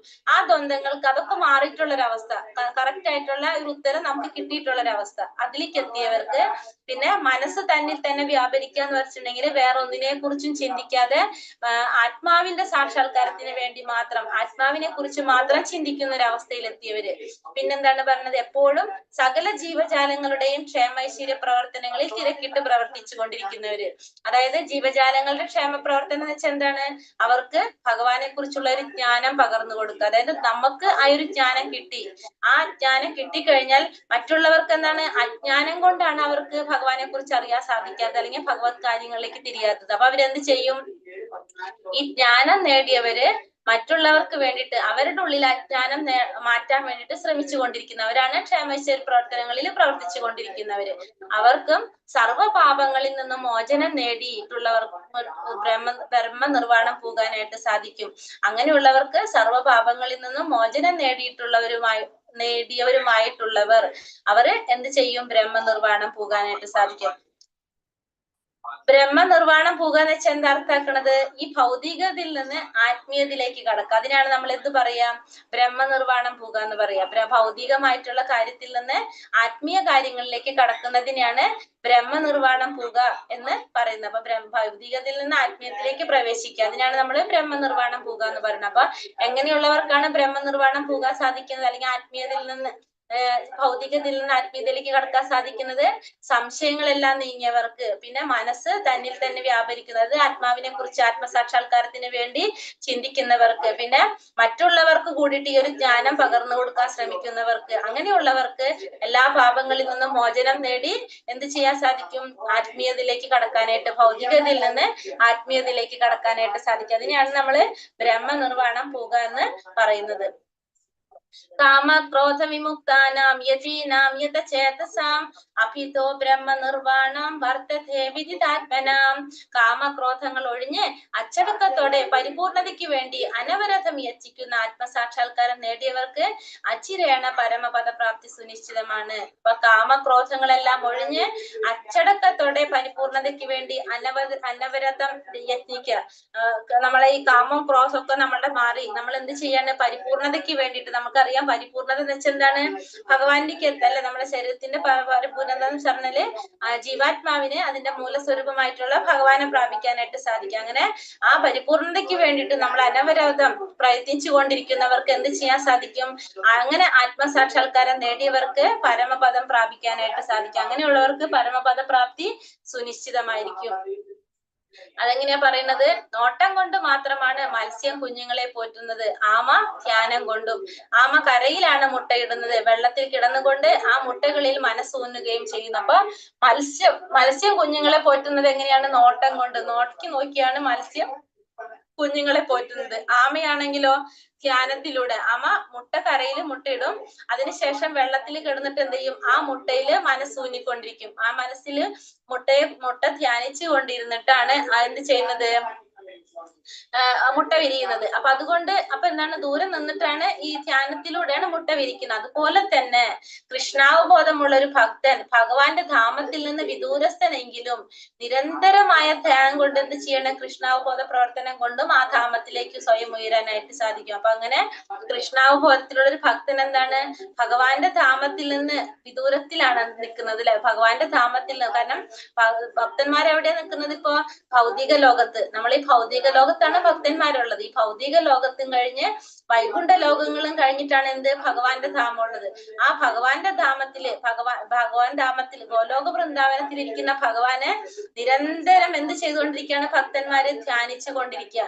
അപ്പൊ നിരന്തരം ഭഗവാനെ ധ്യാനിച്ച് ഭഗവത് സേവനം ചെയ്തുകൊണ്ടിരിക്കുമ്പോ അവർക്ക് എന്താണ്, അവര് അങ്ങനെ ധ്യാനത്തിലൂടെ എവിടേക്ക് എത്താൻ സാധിക്കാണ്, ഭഗവത് ധാമത്തിലേക്ക് ഉയരാനായിട്ട് സാധിക്കും, സ്വയം ഉയരാനായിട്ട് സാധിക്കും. അപ്പൊ നിരന്തരം ധ്യാനിച്ചുകൊണ്ട് ഒരിക്കലും ഭഗവാനിൽ നിന്ന് ദൂരേക്ക് പോകാതെ, ഭഗവാനിൽ നിന്ന് വേർപെട്ടു പോകാത്ത ഒരു അവസ്ഥയാണ് ആർക്ക് വരുന്നത്, അങ്ങനെയുള്ള ഭക്തന്മാർക്ക് വരുന്നത്. അങ്ങനെ നിരന്തരം ഭഗവാനെ ധ്യാനിച്ചുകൊണ്ട് അവർക്ക് സ്വയം എവിടേക്ക് ഉയരാൻ സാധിക്കാണ്, ഭഗവാന്റെ ധാമത്തിലേക്ക് ഉയരാനായിട്ട് സാധിക്കും. എങ്ങനെയാണ്, നോട്ടം കൊണ്ട് കുഞ്ഞുങ്ങളെ പോറ്റുന്ന പോലെ ആമ വെള്ളത്തിൽ കിടന്നുകൊണ്ട് മുട്ടകളിൽ മനസ്സൂന്നി ധ്യാനത്തിലൂടെ പോറ്റുന്നത് പോലെ തന്നെ ഒരു ഭക്തനും, ഒരു കൃഷ്ണാവബോധമുള്ള ഒരു ഭക്തനും ഭഗവാന്റെ ധാമത്തില് ഭഗവാൻ വിദൂരസ്ഥനാണെങ്കിലും നമ്മൾ ഈ ഭൗതിക ലോകത്തിൽ നിന്നുകൊണ്ട് തന്നെ നിരന്തരമായ ധ്യാനം കൊണ്ട് നമുക്ക് എന്ത് ചെയ്യാം? ഭഗവാന്റെ ധാമത്തിലേക്ക് ഉയരാനായിട്ട് സാധിക്കും. അങ്ങനെ ഭൗതിക ക്ലേശങ്ങളുടെ ആഘാതം അങ്ങനെയുള്ള വ്യക്തികൾക്ക് അനുഭവപ്പെടുന്നില്ല. സദാ പരമപുരുഷനിൽ മുഴുകിയിരിക്കുന്നത് മൂലം പ്രാപഞ്ചിക ക്ലേശങ്ങൾ തീണ്ടാത്ത അവസ്ഥയാണ് ബ്രഹ്മനിർവ്വാണം. അങ്ങനെ എപ്പോഴും ഭഗവാനിൽ തന്നെ മുഴുകിയിരിക്കുകയാണെങ്കിൽ ആ വ്യക്തി എന്ത് ബാധിക്കുന്നില്ല? പ്രാപഞ്ചിക ക്ലേശങ്ങള്, ഭൗതികമായിട്ട് നമ്മൾ ഈ ഭൗതിക ലോകത്ത് ഉണ്ടാവുന്ന യാതൊരു വിധത്തിലുള്ള ക്ലേശങ്ങളും അങ്ങനെയുള്ള വ്യക്തിയെ ബാധിക്കുന്നില്ല. അതിനെയാണ് നമ്മൾ എന്ത് പറഞ്ഞ ഈ ഒരു അവസ്ഥയെ നമുക്ക് എന്ത് പറയാം? ബ്രഹ്മനിർവ്വാണം എന്ന് പറയാനായിട്ട് സാധിക്കും. ഭോക്താരാം യജ്ഞ തപസാം സർവലോകാമഹേശ്വരം സുഹൃതാം സർവഭൂതാനാം ജ്ഞാത്വാം മാം ശാന്തി മൃച്ഛതി. ഇവിടെ എന്താ പറയുന്നത്? ഭോക്താരാം യജ്ഞ തപസാം സർവലോകാമഹേശ്വരം സുഹൃതം സർവഭൂതാനാം ജ്ഞാത്വാം മാം ശാന്തി മൃച്ഛതി. യജ്ഞങ്ങളുടെയും തപസ്സുകളുടെയും ഭോക്താവും ദേവന്മാരുടെയും സർവലോകങ്ങളുടെയും അധിപനും എല്ലാ ജീവികളുടെയും സുഹൃത്തും അഭ്യുതകാംക്ഷിയുമാണ് ഞാനെന്ന് മനസ്സിലാക്കിയ തികഞ്ഞ കൃഷ്ണാവബോധമുള്ള വ്യക്തി ഭൗതിക ക്ലേശങ്ങൾ ഒഴിഞ്ഞ് ശാന്തി നേടുന്നു. അപ്പൊ എങ്ങനെയാണ് പറഞ്ഞത് ഭഗവാനെ കുറിച്ച്? എല്ലാ യജ്ഞങ്ങളുടെയും തപസ്സുകളുടെയും ഭോക്താവ് ഭഗവാനാണ്. നമ്മൾ പറഞ്ഞു അല്ലെ, യജ്ഞങ്ങള് ചെയ്യുന്നത് ആർക്ക് വേണ്ടിയിട്ടാണെന്ന് പറഞ്ഞു, ആർക്ക് സമർപ്പിക്കണം എന്ന് പറഞ്ഞു? ഭഗവാന് സമർപ്പിക്കണം. നമ്മള് 3-ാമത്തെ അധ്യായത്തിൽ നമ്മൾ കണ്ടു. യജ്ഞങ്ങളെല്ലാം ഭഗവാന് സമർപ്പിച്ചിട്ട് വേണം നമ്മൾ ചെയ്യാനായിട്ടെന്ന്. അപ്പൊ അതേപോലെ തന്നെ അപ്പൊ എല്ലാ യജ്ഞങ്ങളുടെയും എല്ലാ തപസ്സുകളുടെയും ഭോക്താവ് ആരാണ്? ഭഗവാനാണ്. അത് ഭോഗം ചെയ്യുന്നത് ആരാണ്? ഭഗവാനാണ്. എല്ലാത്തിന്റെയും ഭോക്താവ് ഭഗവാനാണ്. പിന്നെ എല്ലാ ദേവന്മാരുടെയും സർവ്വലോകങ്ങളുടെയും അധിപനും ഭഗവാനാണ്. ഇപ്പൊ എല്ലാ ദേവന്മാരും ആരുടെയാണ് പറഞ്ഞത്? ആരാണ് അനുസരിക്കേണ്ടത്? ഭഗവാനെയാണ് അനുസരിക്കേണ്ടത്. നമ്മൾ പറഞ്ഞു ദേവന്മാര് മുഴുവൻ എന്തിനുള്ളതാണ്? നമുക്ക് ഭഗവാൻ സൃഷ്ടിച്ചിരിക്കുന്ന ആ വിഭവങ്ങള് നമുക്ക് നിയോഗിക്കുന്ന നമുക്ക് വിതരണം ചെയ്യാൻ വേണ്ടിയിട്ടുള്ളവരാണ് ആര്? ഈ ദേവന്മാരെല്ലാവരും എന്ന് പറഞ്ഞില്ല. അതിനാണ് ഭഗവാൻ ഇവരൊക്കെ നിയോഗിച്ചിരിക്കുന്നതെന്ന് പറഞ്ഞു. അതായത് ഭഗവാന്റെ അണ്ടറിൽ വർക്ക് ചെയ്യുന്നവർ. ഇപ്പൊ നമ്മൾ ഒരു ഓഫീസിന്റെ ഒരു സിസ്റ്റം എടുത്തു കഴിഞ്ഞാൽ ആ ഓഫീസിൽ ഒരു പ്രധാനമായിട്ട് ഒരു വ്യക്തി ഉണ്ടാവും. ആ വ്യക്തിയുടെ അണ്ടറിൽ വർക്ക് ചെയ്യുന്നവരാണ് ആര്? മറ്റുള്ളവരും മുഴുവൻ. അപ്പൊ ആ വ്യക്തിനോട് മെയിൻ ആയിട്ടുള്ള ഒരു MD ആയിക്കോട്ടെ, MD-യോട് ചോദിച്ചിട്ടായിരിക്കണം എന്ത് ചെയ്യേണ്ടത്? ഈ താഴത്ത് വർക്ക് ചെയ്യുന്ന എല്ലാവരും പ്രവർത്തികൾ ചെയ്യേണ്ടത്. അതേപോലെ തന്നെ എല്ലാ ദേവന്മാരും എന്തിനു വേണ്ടിയിട്ടുള്ളതാണ്? ഭഗവാൻ പറയുന്ന കാര്യങ്ങൾ നടപ്പിലാക്കാൻ വേണ്ടിയിട്ടുള്ളവരാണ് എല്ലാ ദേവീ ദേവന്മാരും എല്ലാവരും. ഇപ്പൊ നമ്മൾ ഈ ദേവീ ദേവന്മാരോട് നമ്മൾ എന്തെങ്കിലും പറഞ്ഞു കഴിഞ്ഞാൽ അവർക്ക് ആരുടെ പെർമിഷൻ വേണം നമുക്ക് തരാനായിട്ട്? ഭഗവാന്റെ പെർമിഷൻ വേണം. ഇപ്പൊ നമ്മള് ആരുടെ അടുത്ത് പറയാ? ഇപ്പൊ നമുക്ക് ശിവന്റെ അടുത്ത് അല്ലെങ്കിൽ മഹാദേവന്റെ അടുത്തോ ഗണപതിയുടെ അടുത്തോ സരസ്വതിയുടെ അടുത്തോ നമ്മൾ എന്തെങ്കിലും ഒരു കാര്യം പറയുകയാണെങ്കിൽ, നമ്മൾ പ്രാർത്ഥിക്കുകയാണെങ്കിൽ ഇവരെന്ത് ചെയ്യും? ഇവര് ഭഗവാനോട് ചോദിക്കാതെ തന്നെ അതെ ഇന്ന ആളൊരു കാര്യം പറയുന്നുണ്ട്, നമ്മൾ അത് ചെയ്തു കൊടുക്കണോ വേണ്ടയോ? അങ്ങനെ ഭഗവാൻ യെസ് എന്ന് പറയുമ്പോഴായിരിക്കും അവര് നമുക്ക് ചെയ്തു തരുന്നത്. അപ്പൊ ഭഗവാനാണ് ഇവരുടെയൊക്കെ അധിപൻ. കാരണം ഭഗവാനോട് ചോദിക്കാതെ ഇവർക്കൊന്നും ചെയ്യാനായിട്ട് സാധിക്കില്ല. എല്ലാ ലോകങ്ങളുടെയും അധിപൻ ആരാണ്? ഭഗവാനാണ്. എല്ലാ ജീവികളുടെയും സുഹൃത്തും ഭഗവാൻ തന്നെയാണ്. എല്ലാവരുടെ അഭ്യുതകാംക്ഷിയും ഭഗവാനാണെന്ന് മനസ്സിലായ ഒരു വ്യക്തി എങ്ങനെയാണ്? ഭൗതിക ക്ലേശങ്ങൾ ഒഴിഞ്ഞ് ശാന്തി നേടും. ഇതെല്ലാം മനസ്സിലായ വ്യക്തി എങ്ങനെയാണ്? ഭൗതികമായിട്ടുള്ള ക്ലേശങ്ങളെല്ലാം ഒഴിഞ്ഞിട്ട് ശാന്തി നേടാനായിട്ട് സാധിക്കും. കാരണം അവർ ചെയ്യുന്ന എല്ലാ കർമ്മങ്ങളും ആർക്ക് അർപ്പിച്ചുകൊണ്ട് ചെയ്യും? ഭഗവാൻ അർപ്പിച്ചുകൊണ്ട് ചെയ്യും. ഭഗവാനെ കുറിച്ച് തത്വത്തില് മനസ്സിലാക്കിയ കാരണം കൊണ്ട്, സത്യത്തില് ഭഗവാൻ എന്താണെന്ന് മനസ്സിലാക്കിയത് കൊണ്ട് ചെയ്യുന്ന എല്ലാ പ്രവൃത്തികളും അപ്പൊ അവര് ഭഗവാന് വേണ്ടി ചെയ്യും. ഇത് ഭഗവത്ഗീതയിലെ ശാന്തി ശ്ലോകം എന്നാണ് ഈ ശ്ലോകം പറയപ്പെടുന്നത്. വളരെ പ്രധാനപ്പെട്ട ഒരു ശ്ലോകമാണ്. ഈ ശ്ലോകപ്രകാരം നമുക്ക് എന്ത് മനസ്സിലാക്കാം? ഭഗവാനാണ് പരമമായിട്ടുള്ള അധികാരി. പരമാധികാരി ഭഗവാനാണ്. ദേവന്മാരുൾപ്പെടെയുള്ള എല്ലാ ജീവാത്മാക്കളും അദ്ദേഹത്തിന്റെ ആശ്രിതരാണ്. ഭഗവാനാണ് ഇവരുടെയൊക്കെ അധിപൻ. അത് അങ്ങനെ മനസ്സിലാക്കുന്ന ഒരു വ്യക്തിക്ക് എന്ത് ചെയ്യാൻ സാധിക്കും? പൂർണ്ണ ശാന്തി നേടാനായിട്ട് സാധിക്കും. കൃഷ്ണാവബോധത്തില് ഭഗവാനാണ് പരമാധികാരി, ഭഗവാനാണ് പരമമായ ഭോക്താവ്, ഭഗവാനാണ് നമ്മുടെ സുഹൃത്തും അഭ്യുതകാംക്ഷിയും എല്ലാം ആര് തന്നെയാണ്? ഭഗവാൻ തന്നെയാണ്. ഇത് മനസ്സിലാക്കുന്ന വ്യക്തിക്ക് ശാന്തി നേടാനായിട്ട് സാധിക്കും. ഇത് ഗോവർദ്ധന പർവ്വതമാണിത്. വൃന്ദാവനത്തിൽ ഉള്ള പർവ്വതമാണ്. ഇവിടെ എന്താ സംഭവിക്കുന്നത്? നമ്മൾ പറഞ്ഞു ഗോവർദ്ധന പർവ്വതം ഈ 7 ദിവസം തുടർച്ചയായിട്ട്, ഇന്നലെ നമ്മൾ പറഞ്ഞിട്ടുണ്ടായിരുന്നു 7-ാമത്തെ വയസ്സിൽ ഭഗവാൻ ഗോവർദ്ധനഗിരി പൊക്കിയ കാര്യം നമ്മൾ പറഞ്ഞില്ല, ഉയർത്തിപ്പിടിച്ചത്. എന്തുകൊണ്ടാണ് 7 ദിവസം കണ്ടിന്യൂസ് ആയിട്ട് വൃന്ദാവനത്തിൽ മഴ പെയ്ച്ചു. ആരാണ്? ഇന്ദ്രന് കോപം നിമിത്തം, ഇന്ദ്രന് കോപമായിട്ട് 7 ദിവസം കണ്ടിന്യൂസ് ആയിട്ട് മഴ പെയ്ച്ചു. അപ്പൊ എന്താ സംഭവിക്കുക? അവിടെ വെള്ളപ്പൊക്കം വരില്ല, അവിടെ ഉള്ളവർ മുഴുവനും മരണപ്പെട്ടു പോകും വെള്ളത്തിന്റെ ബുദ്ധിമുട്ട് വന്നിട്ട്. അപ്പൊ അതുകൊണ്ട് ഭഗവാൻ എന്ത് ചെയ്തു? ഗോവർദ്ധനഗിരി ഒറ്റ വിരല്, ചെറുവിരലില് ഗോവർദ്ധന പർവ്വതം പൊക്കിയിട്ട് എല്ലാ വൃന്ദാവനവാസികളും എന്ത് ചെയ്തു? ആ ഗോവർദ്ധന പർവ്വതത്തിന്റെ കീഴിലേക്ക് കൊണ്ടുവന്നു. അവരെ അങ്ങനെ രക്ഷിച്ചു. അതായത് ഭഗവാൻ ആശ്രയിക്കുന്നവരെ, ഭഗവാനെ വിശ്വസിക്കുന്നവരെ ഒരിക്കലും ഭഗവാൻ കൈവിടില്ല എന്നാണ് നമുക്ക് അതിന് മനസ്സിലാക്കേണ്ടത്. അപ്പൊ അത്രയും ഭഗവാൻ ആരാണ്? ഭക്തവത്സലനാണ് നമുക്ക് മനസ്സിലാക്കാം. ഹരേ കൃഷ്ണ കൃഷ്ണ കൃഷ്ണ ഹരേ ഹരേ, ഹരേ രാമ രാമ രാമ ഹരേ ഹരേ. വഞ്ചാകൽപതരൂപേശ കൃപാ സിന്ധോഭ്യവച പതിതാനാം പാവനേഭ്യോ വൈഷ്ണവേഭ്യോ നമോ നമ. അനന്തകോടി വൈഷ്ണവൃന്ദി കി ജയ, ശ്രീല പ്രഭുപാദി കി ജയ, ശ്രീല ഗുരുദേവ് കി ജയ, നിതായ് ഗൗരപ്രമാനന്ദേ ഹരി ഹരി ബോൽ. ഹരേ കൃഷ്ണ. എല്ലാവർക്കും നന്ദി. ഹരേ കൃഷ്ണ. ക്വസ്റ്റ്യൻ ആൻസർ നോക്കാം നമുക്ക്. ഈ സമയത്ത് ഇതാണ് ഉദ്ദേശിക്കുന്നത്. അപ്പൊ പഴയ കാര്യത്തിൽ നമുക്ക് ചെയ്തു കൊണ്ടുപോയി കഴിഞ്ഞാൽ അതിന്റെ ഫലമില്ല. ഒന്നാമത്തെ ക്വസ്റ്റ്യൻ എന്തായിരുന്നു? മുക്തിക്ക് ഏറ്റവും നല്ല കർമ്മം ഏതാണെന്നാണ് ഭഗവാൻ പറഞ്ഞത്? ഭക്തിയുതവും ഭക്തിയുതമായ കർമ്മവും. കർമ്മപരിത്യാഗവും ഭക്തിയുതമായ കർമ്മവും മുക്തിക്ക് നല്ലത് തന്നെ.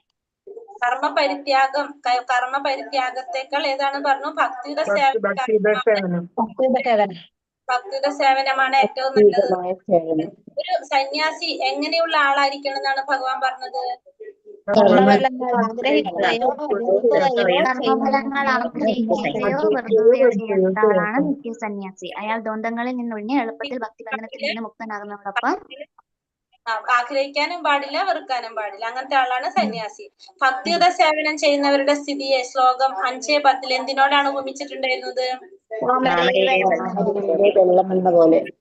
വെള്ളത്തിൽ കിടന്നാലും നനയാത്തതുപോലെ ആ വ്യക്തിയെ ചെയ്ത കർമ്മത്തിന്റെ ഫലങ്ങളെ ബാധിക്കുന്നില്ല.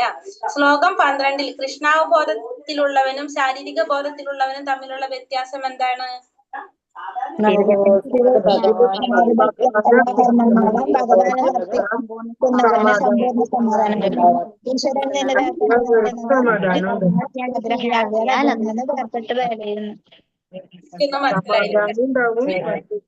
കൃഷ്ണബോധത്തിലുള്ളൊരു വ്യക്തി എല്ലാ പ്രവർത്തികളും ഭഗവാന് വേണ്ടിയിട്ട് ചെയ്യും അല്ലെ, ഭഗവാനെ സന്തോഷിപ്പിക്കാൻ ചെയ്യും. ശാരീരിക ബോധത്തിലുള്ള വ്യക്തി എല്ലാ പ്രവർത്തികളും തന്റെ സന്തോഷത്തിന് വേണ്ടി ചെയ്യും അല്ലെ. ഇതാണ്.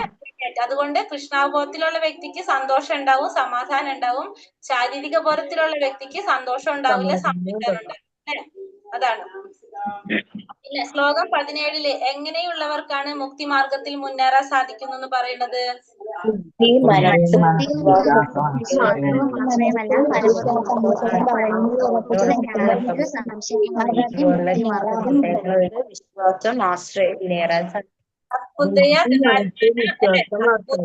മനസ്സ്, ഈ 4 കാര്യങ്ങള് ഭഗവാന്റെ ഉറപ്പിച്ചു കഴിഞ്ഞാൽ അവർക്ക് മുക്തി മാർഗത്തില് മുന്നേറാനായിട്ട് സാധിക്കും. ശ്ലോകം 18 എന്തിനെ കുറിച്ചാ പറയുന്നത്?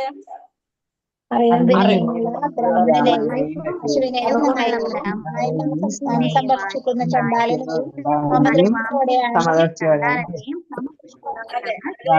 ജ്ഞാനമുള്ളവരായ പണ്ഡിതന്മാരില്ലേ, ആ ഭഗവാനെ കുറിച്ചുള്ള ജ്ഞാനം നേടിയവര് എല്ലാവരെയും സമഭാവനയോടെ കാണാനായിട്ട് ശ്രമിക്കുന്നില്ല. അത് ആനയായാലും ബ്രാഹ്മണനായാലും നായികയായാലും നായ്മാംസം ഭക്ഷിക്കുന്ന ചണ്ടാലനെ ആയാലും എല്ലാവരെയും ഒരേപോലെ കാണാനായിട്ട് നേടിയവർക്ക് സാധിക്കും. കാരണം അവർക്കറിയാം അവരിൽ എല്ലാവരിലും ആരുണ്ട്? പരമാത്മാ രൂപത്തില് ഭഗവാൻ ഇരിക്കുന്നുണ്ട്. ഇത് മാത്രമാണ് നമ്മളെല്ലാം വ്യത്യസ്തരായിട്ടുള്ളതെന്ന് ആ പണ്ഡിതന്മാർക്ക് അറിയാം. അതുകൊണ്ട് എല്ലാവരെയും ഒരുപോലെ കാണാനായിട്ട് ശ്രമിക്കും. ആത്മസാക്ഷാത്കാരം ലഭിച്ച ഒരു വ്യക്തിയുടെ ലക്ഷണങ്ങൾ ഏതൊക്കെയാണ്?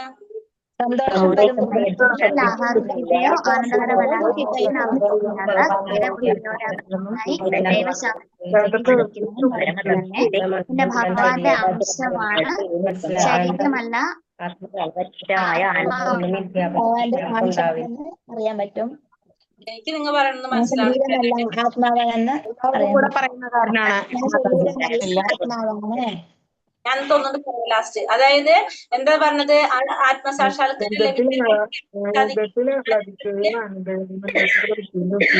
സന്തോഷം വരുമ്പോ കൂടുതൽ സന്തോഷിക്കുന്നില്ല, ദുഃഖം വരുമ്പോ കൂടുതൽ ദുഃഖിക്കുന്നില്ല അല്ലെ. പിന്നെ പറയുന്നത് ശരീരമെല്ലാം ആത്മാവാണെന്ന് താനെന്നുള്ള ബോധം അയാൾക്ക് ഉണ്ടായിരിക്കും. പിന്നെ ഭഗവാന്റെ ഒരു അംശമാണെന്ന് അറിയാൻ സാധിക്കും. പിന്നെ ശരീരം ആത്മാവും ഒന്നാണെന്നുള്ളൊരു മിഥ്യാബോധം ആർക്കുണ്ടാവില്ല? ഈ ആത്മസാക്ഷാത്കാരം ലഭിച്ച വ്യക്തിക്ക് ഉണ്ടാവില്ല. അതന്നെ. പിന്നെ 5 ഇന്ദ്രിയങ്ങൾ കൊണ്ടുള്ള ആസ്വാദനത്തിന്റെ ഫലമായിട്ട് ദുഃഖം ഉണ്ടാകുന്നത് എങ്ങനെയാണ്? ഫസ്റ്റ് കണ്ണ്.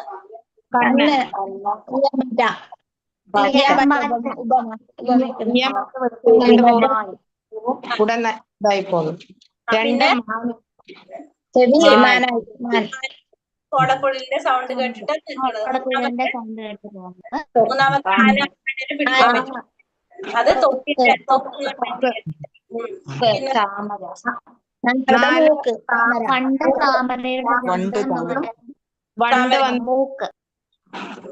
അതായത് നാക്ക് നമ്മളെ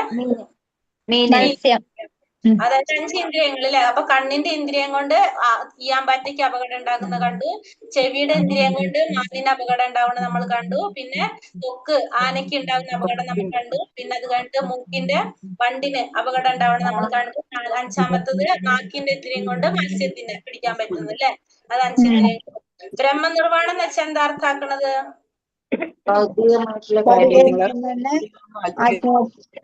ആത്മീയത്തിൽ പ്രവേശിക്കുന്നത്.